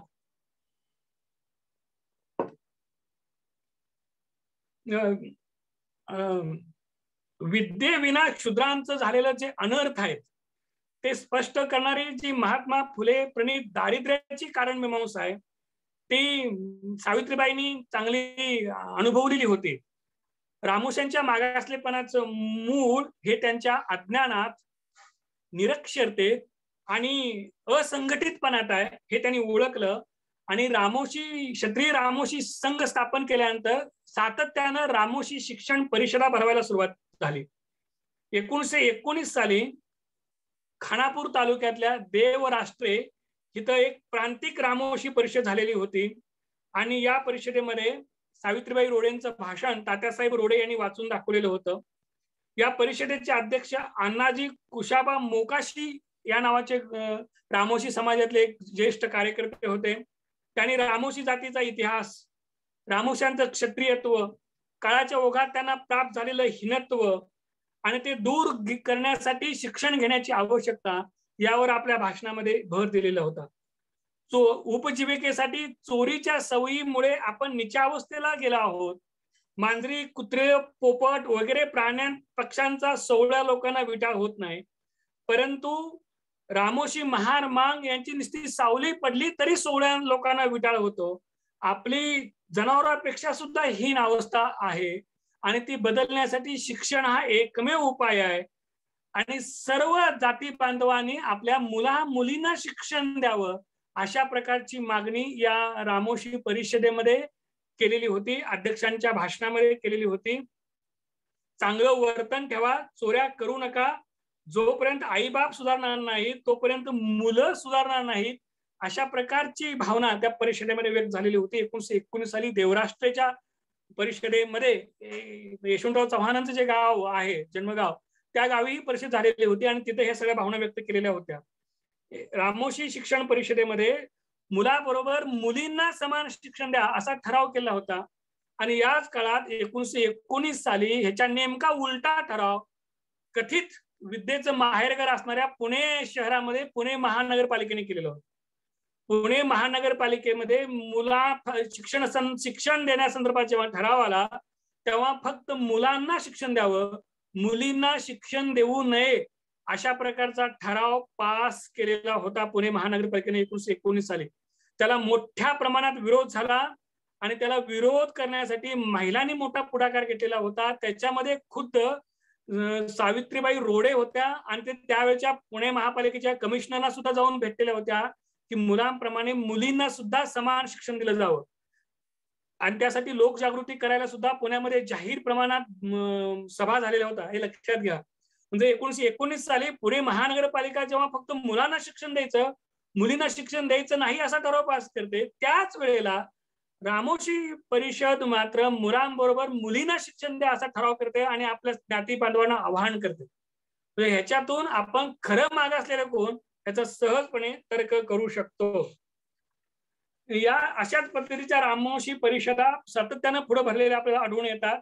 1920 साली दुसरी प्रांतिक रामोशी परिषद चिंचवडला झालेली होती आणि या परिषदेमध्ये पुणे, सातारा, कोल्हापूर नगर इत्यादी जिल्हे तसेच भोर, फलटण या संस्थानातील समाज बांधव मोठ्या संख्येने जमलेले होते. स्त्रियांची सुद्धा मोठ्या प्रमाणात उपस्थिती होती.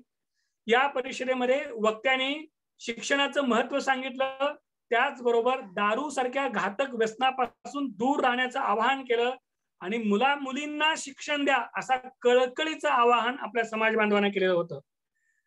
सावित्रीबाई रोडे या रामोशी शिक्षण परिषदेच्या जनरल सेक्रेटरी होत्या, लक्षात घ्या, जनरल सेक्रेटरी होत्या. चौथी रामोशी शिक्षण परिषद कुशाबा मोकाशी यांच्या अध्यक्षतेखाली 1921 साली झालेली होती. या परिषदेमध्ये सावित्रीबाईंनी रामोशी या विषयावरला निबंध वाचलेला होता. या परिषदेमध्ये जवळपास 1001 लोक उपस्थित होते. 19 ठराव पास करण्यात आलेले होते. 5वी रामोशी परिषद खुद्द सावित्रीबाई रोडे यांच्या अध्यक्षतेखाली 1922 साली वाळवा तालुक्यातल्या पेठ या गावी झाली. सावित्रीबाईंनी रामोशी समाजाचा इतिहास सांगितला आणि रामोशी समाजाच्या उन्नतीसाठी काय केलं पाहिजे या संदर्भात मार्गदर्शन केलेलं होतं. 6वी परिषद रहमतपूर, कोरेगाव तालुक्यातल्या रहमतपूर येथे झाली. 2000 लोक तिथे उपस्थित होते. 7वी रामोशी शिक्षण परिषद सातारा जिल्ह्यातल्या मसूरला झाली. तिथे विद्येचा प्रकाश या विषयावरला निबंध सावित्रीबाई रोडे यांनी वाचलेला होता. भोर संस्थानातल्या शिरवळ येथे 1923 साली रामोशी परिषद झाली. त्यामध्ये विद्या आणि विद्येचे महत्व या विषयावरला निबंध सावित्रीबाईंनी वाचलेला होता. रामोशी शिक्षण परिषदा 1931 सालापर्यंत भरलेल्या होत्या. क्षत्रिय रामोशी परिषदेची 10वी बैठक, 10वी परिषद बारामती इथे झालेली होती. 9वी परिषद महिमागड, सातारा जिल्ह्यातलं महिमानगड आहे, इथे झालेली होती. तळेगाव ढमढरे इथं सुद्धा क्षत्रिय रामोशी परिषदेची बैठक झालेली होती. 1931 सालापर्यंत 13 रामोशी परिषदा भरलेल्या होत्या आणि त्याद्वारे वेगवेगळ्या गोष्टी साध्य झालेल्या होत्या. त्या संदर्भातल्या काही बातम्या सुद्धा त्यावेळच्या वृत्तपत्रामध्ये, नियतकालिकामध्ये आलेल्या आपल्याला आढळून येतात. त्यातली एक मजेशीर बातमी अशी आहे की 1931 साली क्षत्रिय रामोशी संघाचा वर्धापन दिवस होता आणि तो तात्यासाहेब धोंडीबा रोडे यांच्या अध्यक्षतेखाली साजरा करण्यात आला. आणि त्या ठराव असा करण्यात आलेला होता की रामोशी जातीच्या मुलांची सरकारनं फी माफ केलेली आहे आणि ह्याच्यावरून रामोशी जात ही गुन्हेगार नाही. रामोशी जातीच्या 13 परिषदा भरलेल्या होत्या. रामोशी जातीची आतापर्यंत बॅकवर्ड क्लासेस अशी नोंद करण्यात आलेली होती. ती नोंद ऍडव्हान्स क्लासेस मध्ये करावी अशी एक मागणी केलेली होती. म्हणजे रामोशी समाजाची सरकारने फी माफ केलेली आहे, त्यांची गुन्हेगारी नोंद कमी झालेली आहे आणि आतापर्यंत आमच्या 13 परिषदा भरलेल्या आहेत आणि त्यामुळे आमची बॅकवर्ड क्लासेस ही नोंद रद्द करा आणि ऍडव्हान्स क्लासेस अशी नोंद करा, अशी मागणी ठरावान्वये 1931 साली या परिषदेमध्ये झालेली आहे. आणि बरोबर आता 90 वर्षानंतर 2021 साली ह्याच्या उलटी मागणी महाराष्ट्रामधले वेगवेगळ्या जाती समूह करीत आहेत. म्हणजे आम्ही आमच्या सगळ्यांच्या नोंदी बॅकवर्ड क्लास म्हणून करा, आम्हाला मागास प्रवर्गात समावेश करा, अशा मागणीसाठी मोठमोठे आंदोलन 2020-21 किंवा 21व्या शतकामध्ये होते.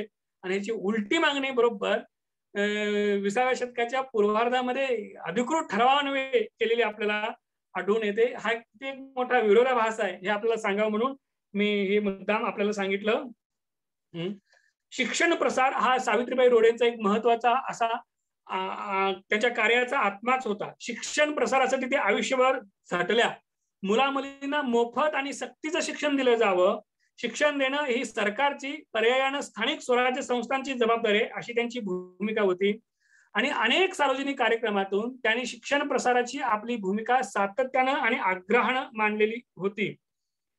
शिक्षण प्रसारासाठी सावित्रीबाई रोडे आणि तात्यासाहेब रोडे या दाम्पत्यानं स्वतः शाळा काढलेल्या होत्या. रोडे दाम्पत्यानं 3 शाळा काढल्या आणि त्याच्यात मुला मुलींना शिकवलेलं होतं. 1923 साली त्यांनी रामोशी समाजासाठी या 3 शाळा काढल्या. त्यातली एक रात्र शाळा त्यांनी स्वतःच्या घरी सुरू केली आणि तिथे स्वतः हे पती पत्नी शिकवत होते. म्हणजे इथं थेट आपल्याला आठवण येते ते महात्मा फुले आणि सावित्रीबाई फुले यांची. त्यांनी स्वतः पती पत्नीने आपल्या शाळांच्या मधून मुलांना शिकवलेलं होतं. फुले दाम्पत्यानंही रात्रशाळा सुरू केल्या होत्या. अगदी तसंच काम रामोशी समाजासाठी सावित्रीबाई आणि तात्यासाहेब रोडे करत होते. दुसरी शाळा पुरंदर तालुक्यातल्या भिवडी येथे सुरू केलेली होती आणि तिसरी शाळा सातारा जिल्ह्यातल्या मच्छिंद्रगड येथे सुरू केलेली होती. 1923 साली त्यांनी फिरती लायब्ररी सुद्धा केलेली होती. आणि मगाशी मी तुम्हाला सांगितल्याप्रमाणे रामोशी समाजातल्या अनाथ विद्यार्थ्यासाठी रामोशी समाजातल्या विद्यार्थ्यासाठी एक अनाथ बोर्डिंग ते सुरू करत होते. आणि त्यासाठी शाहू महाराजांच्याकडून त्यांनी मदत मागितलेली होती. आणि हे बोर्डिंग हाऊस सुद्धा त्यांनी पुन्हा सुरू केलेलं होतं. एक प्रकारे ज्योतिराव फुले आणि सावित्रीबाई फुले यांच्यासारखंच शिक्षण प्रसाराचं काम सावित्रीबाई आणि तात्यासाहेब रोडे यांनी करून खऱ्या अर्थानं फुल्यांचा वैचारिक वारसा कृतीनं चालवलेला आपल्याला आढळून येतो. या दाम्पत्यानं 1919 पासून 1931 पर्यंत, 1931 मी का म्हणतोय तर माझ्या अभ्यासामध्ये मला जे पुरावे सापडलेले आहेत ते 1931 सालापर्यंत त्यांच्या कार्याची पुरावे सापडलेले आहेत. मी आता जे सगळी त्यांची माहिती सांगितली ती त्या काळातली जी नियतकालिक आहेत, विशेषतः विजयी मराठा, दिनमित्र, राष्ट्रवीर ही नियतकालिक आणि इतर त्या काळात लिहिले गेलेले जे महत्वाचे विश्वसनीय कागदपत्र आहेत त्यात आलेल्या ज्या बातम्या आणि जे उल्लेख आहेत त्याच्या आधारे मी हे सगळं तुम्हाला सांगितलेलं आहे. माझ्या मूळ भाषणामध्ये मी हे सगळे संदर्भ सुद्धा उद्धृत केलेले आहेत. कुणाला ते पाहायचे असतील तर मी संयोजकांच्याकडे ती PDF फाईल पाठवेन. आवश्यक असतील तर ते फेसबुकवर सुद्धा ते अपलोड करू शकतील. या सगळ्या त्यांच्या बहुमोल कामामुळं समाजानं त्यांची एक दखल घेतली. समाजासाठी अहोरात्र तळमळणाऱ्या काम करणाऱ्या सावित्रीबाईंची समाजनिष्ठा, समर्पणशीलता, त्यांची कळकळ, शिक्षण प्रसाराची आस हे सगळं त्या गोरगरीब भटक्या रामोशी समाजाला जाणवलं. आपल्यासाठी हे दाम्पत्य किती काम करतंय, यांची आस काय आहे हे सगळं त्यांना लोकांना कळत होतं. आणि म्हणून रामोशी समाजानं देवराष्ट्राला झालेल्या परिषदेमध्ये सावित्रीबाईंच्या कार्याचा जाहीर असा गौरव केला. देवराष्ट्रेच्या रामोशी शिक्षण परिषदेमध्ये त्यांनी कोल्हापूरचे महत्वाचे सत्यशोधक आणि गरिबांचा कैवारी या पत्राचे संपादक बाबूराव यादव यांच्या हस्ते सावित्रीबाई रोडे आणि नानासाहेब नाईक यांना रौप्य पदक देऊन त्यांचा सन्मान केलेला होता. 1920 साली जी दुसरी प्रांतिक रामोशी परिषद चिंचवडला झाली तिथं रामोशी ज्ञाती बांधवांनी सावित्रीबाई रोडे यांना त्यांनी स्वजातीच्या उन्नतीसाठी आणि शिक्षण प्रसारासाठी केलेल्या बहुमोल कार्याबद्दल विद्यादेवी ही मानाची उपाधी कृतज्ञतापूर्वक दिली. ही घटना मोठी अपूर्व अशी आहे. भारतामध्ये पोथ्या पुराणातून काल्पनिक देवदेवतांची चित्रणं येतात, त्यांचं महात्म्य गायलं जातं, देवदेवतांच्या पोथ्या पुराण लिहिले गेलेले आहेत, त्यांच्या मूर्त्या आहेत, मंदिर आहेत, त्यांचं भजन पारायण अनेक वर्ष लोक करतायत. परंतु गावगाड्याबाहेर विपन्न अवस्थेत जगणाऱ्या सर्वहारा वर्गासाठी आपलं जीवन समर्पित करून लोकांच्या भौतिक उन्नतीसाठी शिक्षणाचा मूलमंत्र देणाऱ्या आणि सामाजिक परिवर्तनासाठी पराकाष्ठा करणाऱ्या एका जित्या जागत्या जिवंत स्त्रीला सामान्य कष्टकरी भटक्या लोकांच्याकडून विद्यादेवी म्हणून गौरवले जाणं ही घटना भारताच्या सामाजिक सांस्कृतिक इतिहासात पहिल्यांदा घडत होती. आपल्या लोकांच्या आमच्या उन्नतीसाठी जिनं म्हणजे आमच्या भौतिक उन्नतीसाठी खऱ्याखुरा विकासासाठी जिनं आपलं आयुष्य खर्ची घातलं आणि आम्हाला खराखुरा उद्धाराचा मार्ग दाखवला त्या आमच्या माऊलीला आम्ही विद्यादेवी म्हणणार. ती आमची खरीखुरी विद्यादेवी आहे, खरीखुरी देवी आहे, विद्यादेवी आहे अशी त्या लोकांची धारणा होणं आणि त्यांनी कृतज्ञतापूर्वक या रामोशी समाजानं सावित्रीबाईंना ही उपाधी देणं ही मोठी क्रांतिकारी आणि विलक्षण अशी गोष्ट आहे असं मला वाटतं. भारताच्या सामाजिक सांस्कृतिक इतिहासामधली ही खूप मोठी गोष्ट आहे. एक प्रकारे नव्या सामाजिक सांस्कृतिक इतिहासाचा हा प्रारंभ होता. जो अशीच घटना यापूर्वी 1888 साली घडलेली होती आणि त्यावेळेला ज्योतिराव फुले यांना मुंबईतल्या कोळीवाडा सभागृहामध्ये त्यावेळच्या क्षुद्रातिक्षुद्र समूहांनी महात्मा ही उपाधी उत्स्फूर्तपणे दिलेली होती. आणि याच घटनेची ऐतिहासिक पुनरावृत्ती 1920च्या चिंचवडच्या रामोशी परिषदेमध्ये होते आणि सगळे रामोशी बांधव विद्यादेवी अशी उपाधी सावित्रीबाई देतात. ही आमची खरीखुरी विद्यादेवी आहे. आपल्याकडे विद्येच्या देवता वगैरे दुसऱ्याच आहेत आणि त्यांनी शिक्षण प्रसारासाठी प्रत्यक्षात काय काम केलं याच्यावर त्यांच्या उपासकांनी आता जाहीरपणे खरं खुरं बोलावं, म्हणजे उपजीविकेची व्यवस्था त्याच्यावर आहे हे सगळ्यांना माहित आहे त्यांची, पण ते बाजूला ठेवून खरं खरं सांगावं की ज्या देवतेची आपण विद्येची उपासक देवता म्हणतो त्यांनी इथल्या बहुजनांच्या, सामान्य लोकांच्या किंवा सगळ्याच मानव समूहाच्या शिक्षणासाठी काय केलं याची माहिती जरा खरीखुरी लोकांच्या पुढे सांगावी. पण असं आपल्याला कधीही सांगितलं जात नाही. इथं आपल्या सगळ्या धर्मव्यवस्थेनं, धर्मग्रंथांनी जे काही शिकवण दिली त्याच्यातनं मोठमोठी मंदिरं उभं राहिली, देवालय उभं राहिली, परंतु एक सुद्धा शाळा उभी राहिली नाही. लक्षात घ्या, रामायण महाभारत किंवा अनेक धार्मिक ग्रंथ वाचून लोकांना मंदिरं उभं करण्याची आणि तीर्थयात्रा करण्याच्याच प्रेरणा झाल्या, परंतु हे सगळे धार्मिक ग्रंथ वाचून आणि धार्मिक पारायण करून कुणालाही, एकाही माणसाला एक शाळा उभी करावी, शिक्षण द्यावं किंवा लोकांच्या भौतिक उन्नतीसाठी प्रयत्न करावं अशी बुद्धी कुणाला झाली नाही. याचं कारण तशा प्रकारचं शिक्षणच किंवा तशा प्रकारचे संदेशच धर्मव्यवस्थेने दिलेले नव्हते. आणि असे पर्याय देण्याचं, लोकांच्या भौतिक उन्नतीचे खरेखुरे पर्याय देण्याचं काम महात्मा फुले, सत्यशोधक समाज आणि त्यांच्या ह्या अत्यंत बहादूर आणि खऱ्याखुऱ्या लोक कळवळ्याची आज असणाऱ्या या सगळ्या सत्यशोधक कार्यकर्त्यांनी असं काम सुरू करायला प्रारंभ केलेला होता.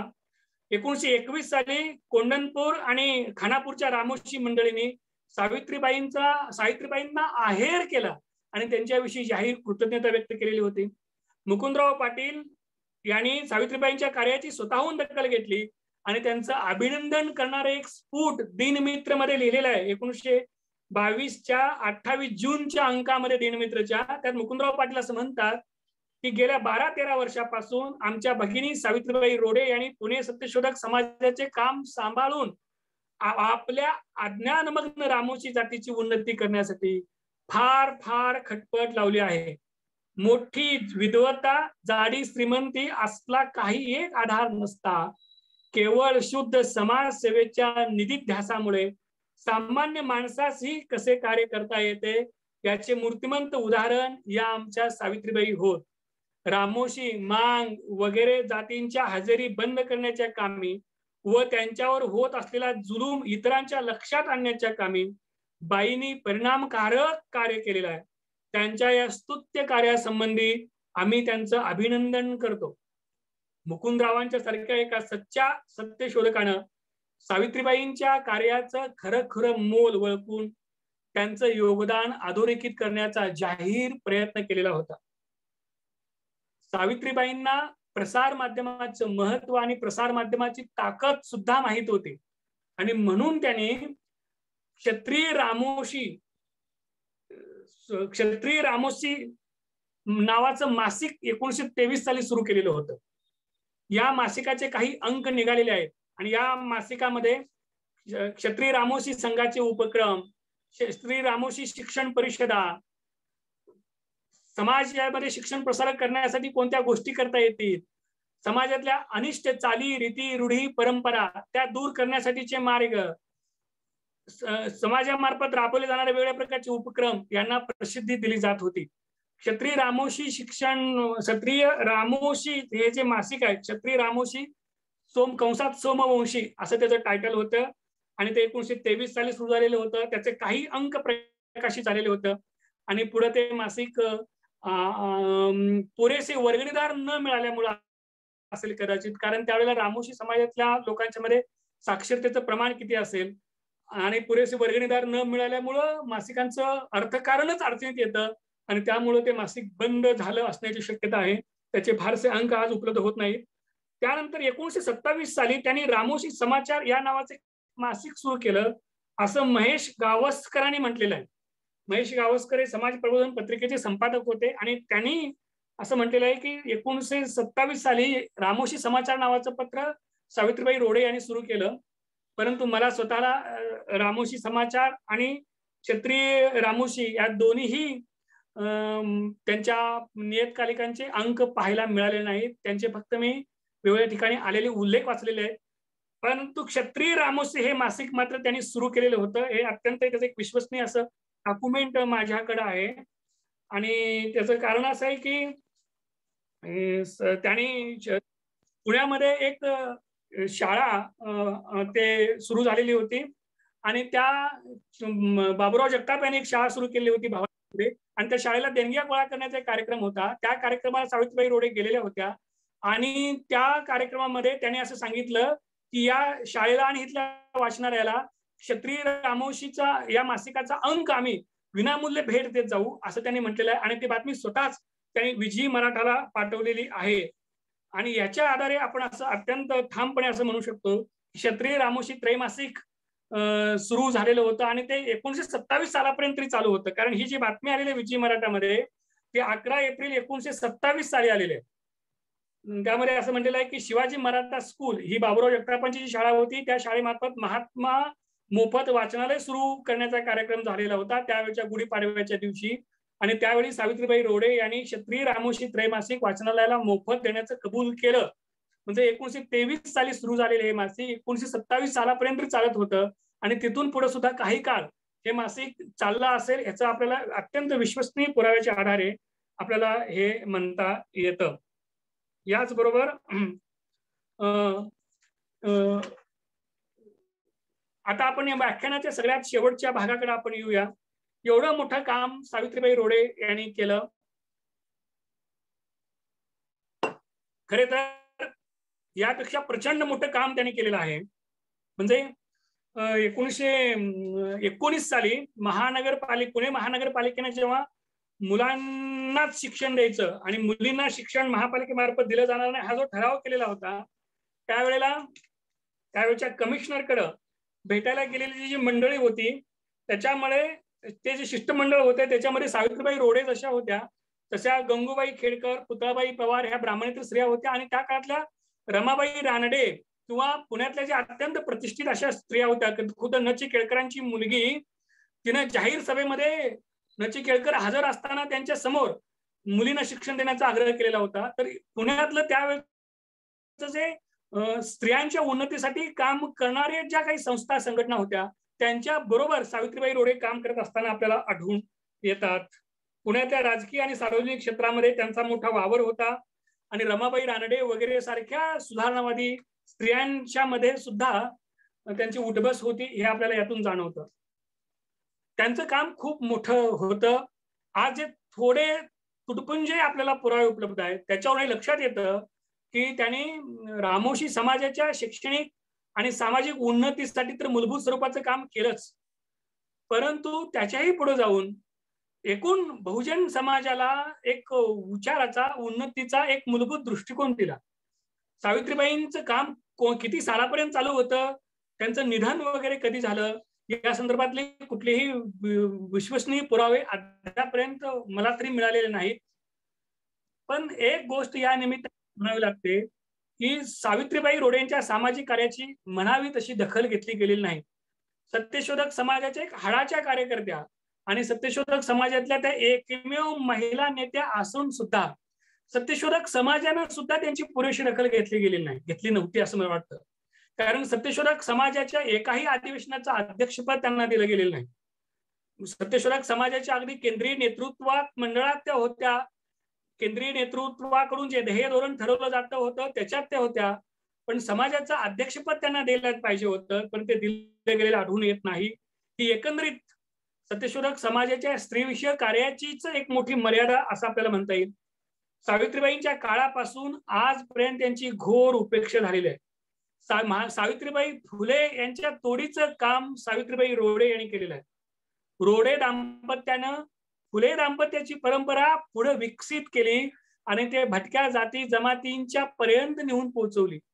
रामोशी समाजामध्ये उत्थानाचं एक पर्व त्यांनी सुरू केलेलं होतं, परंतु सावित्रीबाई रोडेंच्याकडं अभ्यासकांचं संशोधकांचं पुरेसं लक्ष गेलं नाही. कोणत्याही का कारणानं असेना, परंतु सावित्रीबाई रोडे, तात्यासाहेब रोडे, क्षत्रिय रामोशी संघ, रामोशी शिक्षण परिषदा यांच्याकडे झालेलं जे घोर दुर्लक्ष आहे ते आपल्या मराठी अभ्यासकांच्या संवेदनशीलतेवर आणि ह्यांच्या न्यायीपणावरच प्रश्नचिन्ह निर्माण करतं असं मला वाटतं. मित्रहो, मी आता माझ्या व्याख्यानाच्या शेवटाकडे येतोय. 20व्या शतकाच्या प्रारंभ काळामध्ये बहुजन, दलित, भटक्या वर्गातील स्त्रिया पारंपरिक स्थितीमध्ये जगत असताना सावित्रीबाई रोडे त्या वर्गातून स्वकर्तृत्वातून पुढे आल्या. ज्या रामोशी समाजातून त्या पुढे आलेल्या होत्या तो समाज ब्रिटिशांच्या गुन्हेगारी जमाती प्रतिबंधक कायद्यामुळे माणसात सुद्धा जमा नव्हता. रामोशी समाजातल्या एका स्त्रीनं स्वजातीच्या आणि एकूणच समाज परिवर्तनाच्या कार्यात नेतृत्व करणं ही गोष्ट मोठी ऐतिहासिक स्वरूपाची होती. यातून सावित्रीबाईंच्या असामान्य व्यक्तिमत्वाचं आणि त्यांच्या कार्यक्षमतेचं दर्शन घडतं. त्यांच्या ठिकाणच्या असाधारण गुणामुळेच हे शक्य झालं. सत्यशोधक समाजाच्या भवानी पेठेतील महात्मा फुल्यांनी स्थापन केलेल्या मूळ शाखेच्या त्या 15 वर्षाहून अधिक काळ जनरल सेक्रेटरी होत्या. महाराष्ट्रातल्या त्या काळातल्या सत्यशोधक ब्राह्मणेतर चळवळीच्या शीर्ष नेतृत्वातल्या त्या एकमेव महिला होत्या.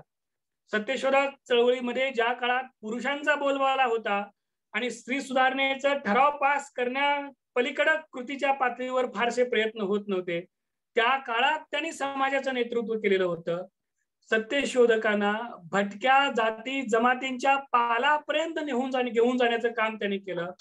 सत्यशोधक समाजाचा आणि पर्यायानं महाराष्ट्रातल्या सामाजिक चळवळीच्या कार्याचा परीघ विस्तारला. वंचितांच्या जीवन मरणाचे प्रश्न त्यांनी ऐरणीवर आणले.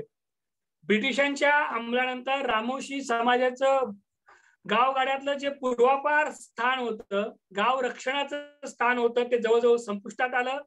त्यामुळे त्यांच्या चरितार्थाचं साधन नाहीसं झालं आणि ते उपजीविकेसाठी भटकंती करणं, प्रसंगी चोऱ्यामाऱ्या करणं याशिवाय त्यांना पर्याय राहिला नाही.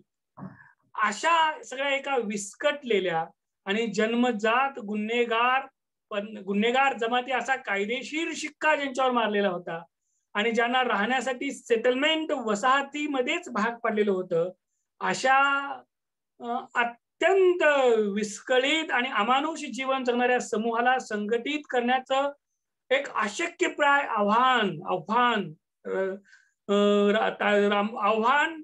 सावित्रीबाईंनी स्वीकारलं आणि ते यशस्वी करून दाखवलं. निरक्षरता, अज्ञान, अंधश्रद्धा, रूढी परंपरा याच्या गर्तेत सापडलेल्या आणि चोऱ्यामाऱ्या करून जगण्याचं वळण अंगवळणी पडलेल्या समाजाला शिक्षण, संस्कार देण्याचं, माणूसपणाचं भान देण्याचं आणि आपल्या मानवी हक्कासाठी लढा उभा करण्याचं काम सावित्रीबाईंनी केलेलं होतं.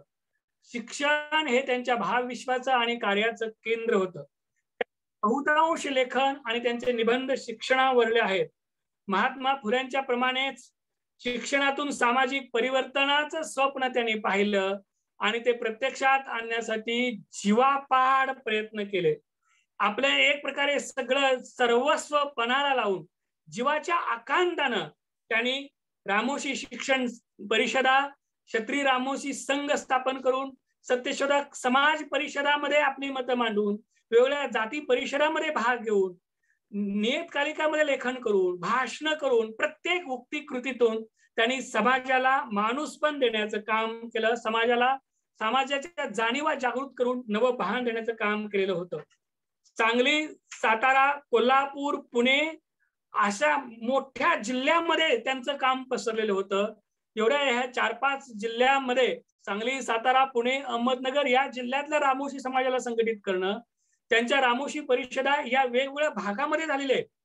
या वेगवेगळ्या भागामध्ये रामोशी परिषदा घेणं, त्यासाठीची सगळी तयारी करणं, वृत्तपत्रापर्यंत बातमी पोहोचवणं, परिषदेमध्ये भाग घेणं, निबंध मांडणी करणं, जनरल सेक्रेटरी आणि पुढे अध्यक्ष म्हणून काम करणं, असं त्यांच्या कार्याचा आवाका अत्यंत मोठा बहुविध स्वरूपाचा आहे. एक प्रकारे या सगळ्या समाजाला एकत्रित करून त्यांचे सामाजिक आणि सांस्कृतिक पुनर्मांडणी त्यांनी केली. रामोशी समाजामध्ये प्रश्नासाठी लढण्याचं भान त्यांनी दिलं. परंपरा आणि आधुनिकता यातलं सत्व त्यांनी स्वीकारलं. हजारो वर्षापासून बलाढ्य अक्रार विक्राळ असणाऱ्या धर्मव्यवस्थेशी आणि इथल्या प्रस्थापित समाज व्यवस्थेशी त्या अत्यंत निडरपणे झगडत राहिल्या, झुंजत राहिल्या. स्वातंत्र्य, समता, बंधुता, सामाजिक न्याय, बुद्धिप्रामाण्य आणि जात धर्म निरपेक्षता ही मूल्य त्यांनी जीवापाड जपली. या मूल्यांच्या पायावर एक नवा शोषणमुक्त समताधिष्ठित बुद्धिवाद समाज निर्माण व्हावा यासाठी त्या हयात कार्यरत राहिल्या. निर्जीव काल्पनिक देव देवतांना भजणाऱ्या आपल्या देशात शैक्षणिक कार्यासाठी समाजाकडून विद्या देवी ह्या उपाधी मिळालेल्या त्या एकमेव महिला आहेत. शोषित वंचितांच्या नव्या सांस्कृतिक सामाजिक इतिहासाचा प्रारंभ सावित्रीबाई रोडे यांनी केला आणि दिशा वाटेवरून पुढे जाणं ही आपली जबाबदारी आहे. सावित्रीबाई रोडे आणि त्यांच्या एकूणच कार्याचं समग्र संशोधन करून ते पुढे आणणं हे केवळ महाराष्ट्राच्याच नव्हे तर भारताच्या सामाजिक सांस्कृतिक पुनर्मांडणीसाठी आणि इथल्या वंचित जनसमूहाच्या उत्थानासाठी आवश्यक आहे. या निमित्तानं माझी आपल्या सगळ्यांना कळकळीची विनंती आहे की आपण जिथं असाल त्या भागातल्या बहुजन समाजासाठी मूलभूत स्वरूपाचं काम केलेल्या, वंचित समूहासाठी मूलभूत स्वरूपाचं काम केलेल्या व्यक्तींचं संशोधन करा, चळवळींचं संशोधन करा, त्याचं डॉक्युमेंटेशन करा. त्यामुळं आजच्या आपल्या तरुण पिढीला आणि उद्याच्या तरुण पिढीला आपली खरीखुरी परंपरा काय आहे, आपण कुणाचे वारस आहोत, आपला वैचारिक आणि भौतिक उन्नती करण्याचा वारसा आणि चळवळी कोणत्या आहेत याचं ज्ञान आजच्या आणि आपल्या उद्याच्या पिढीला होईल. ते झालं तरच आपली आजची आणि उद्याची पिढी नीट टिकेल. जर आपल्याला आपल्या इतिहासाचं खरं भान असेल तर आपण आपला वर्तमान नीट जगू शकू आणि आपलं भविष्य सुरक्षित राखू शकू. म्हणून मित्र हो, आज आपण धर्मांधतेच्या, धार्मिक कट्टरवादाच्या एका अत्यंत संक्रमण अवस्थेतून जात आहोत याचं भान ठेवा. इथल्या मूळ तत्ववादी शक्ती ऑक्टोपसासारख्या अनेक तोंडाने आणि अनेक पायांनी आपल्या अवतीभोवती आपल्याला मगरमिठी मारत आहेत. त्यांची रूप, त्यांची चाली, त्यांचे डावपेच, त्यांची भाषा, त्यांनी उच्चारलेले शब्द आणि अनुच्चारित असणारा त्यांचा अजेंडा, अशा अनेक गोष्टी आपण ओळखायला शिकलं पाहिजे. आणि ओळखायचं असेल तरी ओळखण्याची दृष्टी आपल्याला फक्त आणि फक्त आपल्याला लोकायत, गौतम बुद्ध, महात्मा बसवेश्वर, फुले, तुकाराम, कबीर, शाहू, बाबासाहेब आंबेडकर त्यांच्यापासूनची थेट गाडगेबाबा, सावित्रीबाई रोडे, कर्मवीर भाऊराव पाटील, अगदी उद्धवराव पाटील, एन.डी. पाटील यांच्यापर्यंतची आपली सगळी एक मोठी सकस परिवर्तनवादी वैचारिक परंपराच आपल्याला याचं भान देऊ शकते. आणि म्हणून आपण सगळेजण या परंपरेचा अभ्यास करा. महेंद्र कदम आणि त्यांच्या सगळ्या सहकार्याने ही परंपरा आपल्या समोर मांडण्याचं खूप मोठं काम केलेलं आहे. म्हणजे आधुनिक महाराष्ट्राचे खरे शिल्पकार कोण आहेत हे तुमच्या पुढे यावं आणि ह्याच्यातून आपल्याला या आपल्या समृद्ध वारशाचं भान व्हावं यासाठी ते झटतायत, प्रयत्न करतायत. माझी आपल्या सगळ्यांना विनंती आहे की आपण ही डोळसपणे आपल्या इतिहासाचं आणि वास्तवाचं वाचन करूया. ते जर नाही केलं तर आपल्या हयातीतच आपण एका मोठ्या गुलामगिरीत जाणार आहोत आणि येणारा पुढचा भविष्यकाळ आपल्याला किती वर्ष धार्मिक आणि सामाजिक गुलामगिरीत आपल्या पुढच्या पिढ्या किती हजारो वर्ष जातील याची आपण कल्पनाही करणार नाही. लक्षात घ्या, हजारो वर्षाच्या धार्मिक आणि सामाजिक गुलामगिरीतून आपण 26 जानेवारी 1950 ला मुक्त झालो. भारतीय संविधान हा आपल्या सगळ्या मुक्तीचा महाग्रंथ आहे आणि याच विचाराच्या पायावर आपल्याला पुढे जावं लागणार आहे. म्हणून भारतीय संविधानाचा आशय आणि आपल्या सगळ्या महान क्रांतिकारी, परिवर्तनवादी आपल्या महानायकांचा विचार वारसा आपण आपल्या मनात आणि मेंदूत मुरवला पाहिजे आणि आपल्या अवतीभोवती सतत तो पेरत रुजवत राहिला पाहिजे. शेवटी आपण शेतकऱ्याची मुलं आहोत, पेरत राहूया. एखादा हंगाम वाया गेला आणि एखाद्या हंगामात तण फार वाढलं किंवा पाऊस नाही पडला म्हणून पिकं वाया गेली म्हणून पेरायचं आपण थांबत नाही. शेवटी तुकोबाने म्हटल्याप्रमाणे आधी मडे झाकून या करीती पेरणी कुणबियाची जाती लवलाही, अशा आपण कुणब्याचे वारस आणि वंशज आहोत. आणि म्हणून आपण या क्रांतिकारी विचाराचं सतत जागरण आपण सतत केलं पाहिजे असं कळकळीचं आव्हान इथं व्यक्त करतो. मला आपल्या समोर सावित्रीबाई रोडेंचं कार्य मांडण्याची संधी दिली. खरं तर सावित्रीबाई रोडे हा एकमेव स्वतंत्र विषयाचं टायटल करून झालेलं हे महाराष्ट्रातलं पहिलं व्याख्यान असावं असं मला वाटतं आणि हे करण्याचं एक निमित्त होतं कदम सर आणि त्यांचे सहकारी. आपण सगळ्यांनी मला ऐकलं याबद्दल आपल्या सगळ्यांचा आभार व्यक्त करतो आणि इथे थांबतो. धन्यवाद.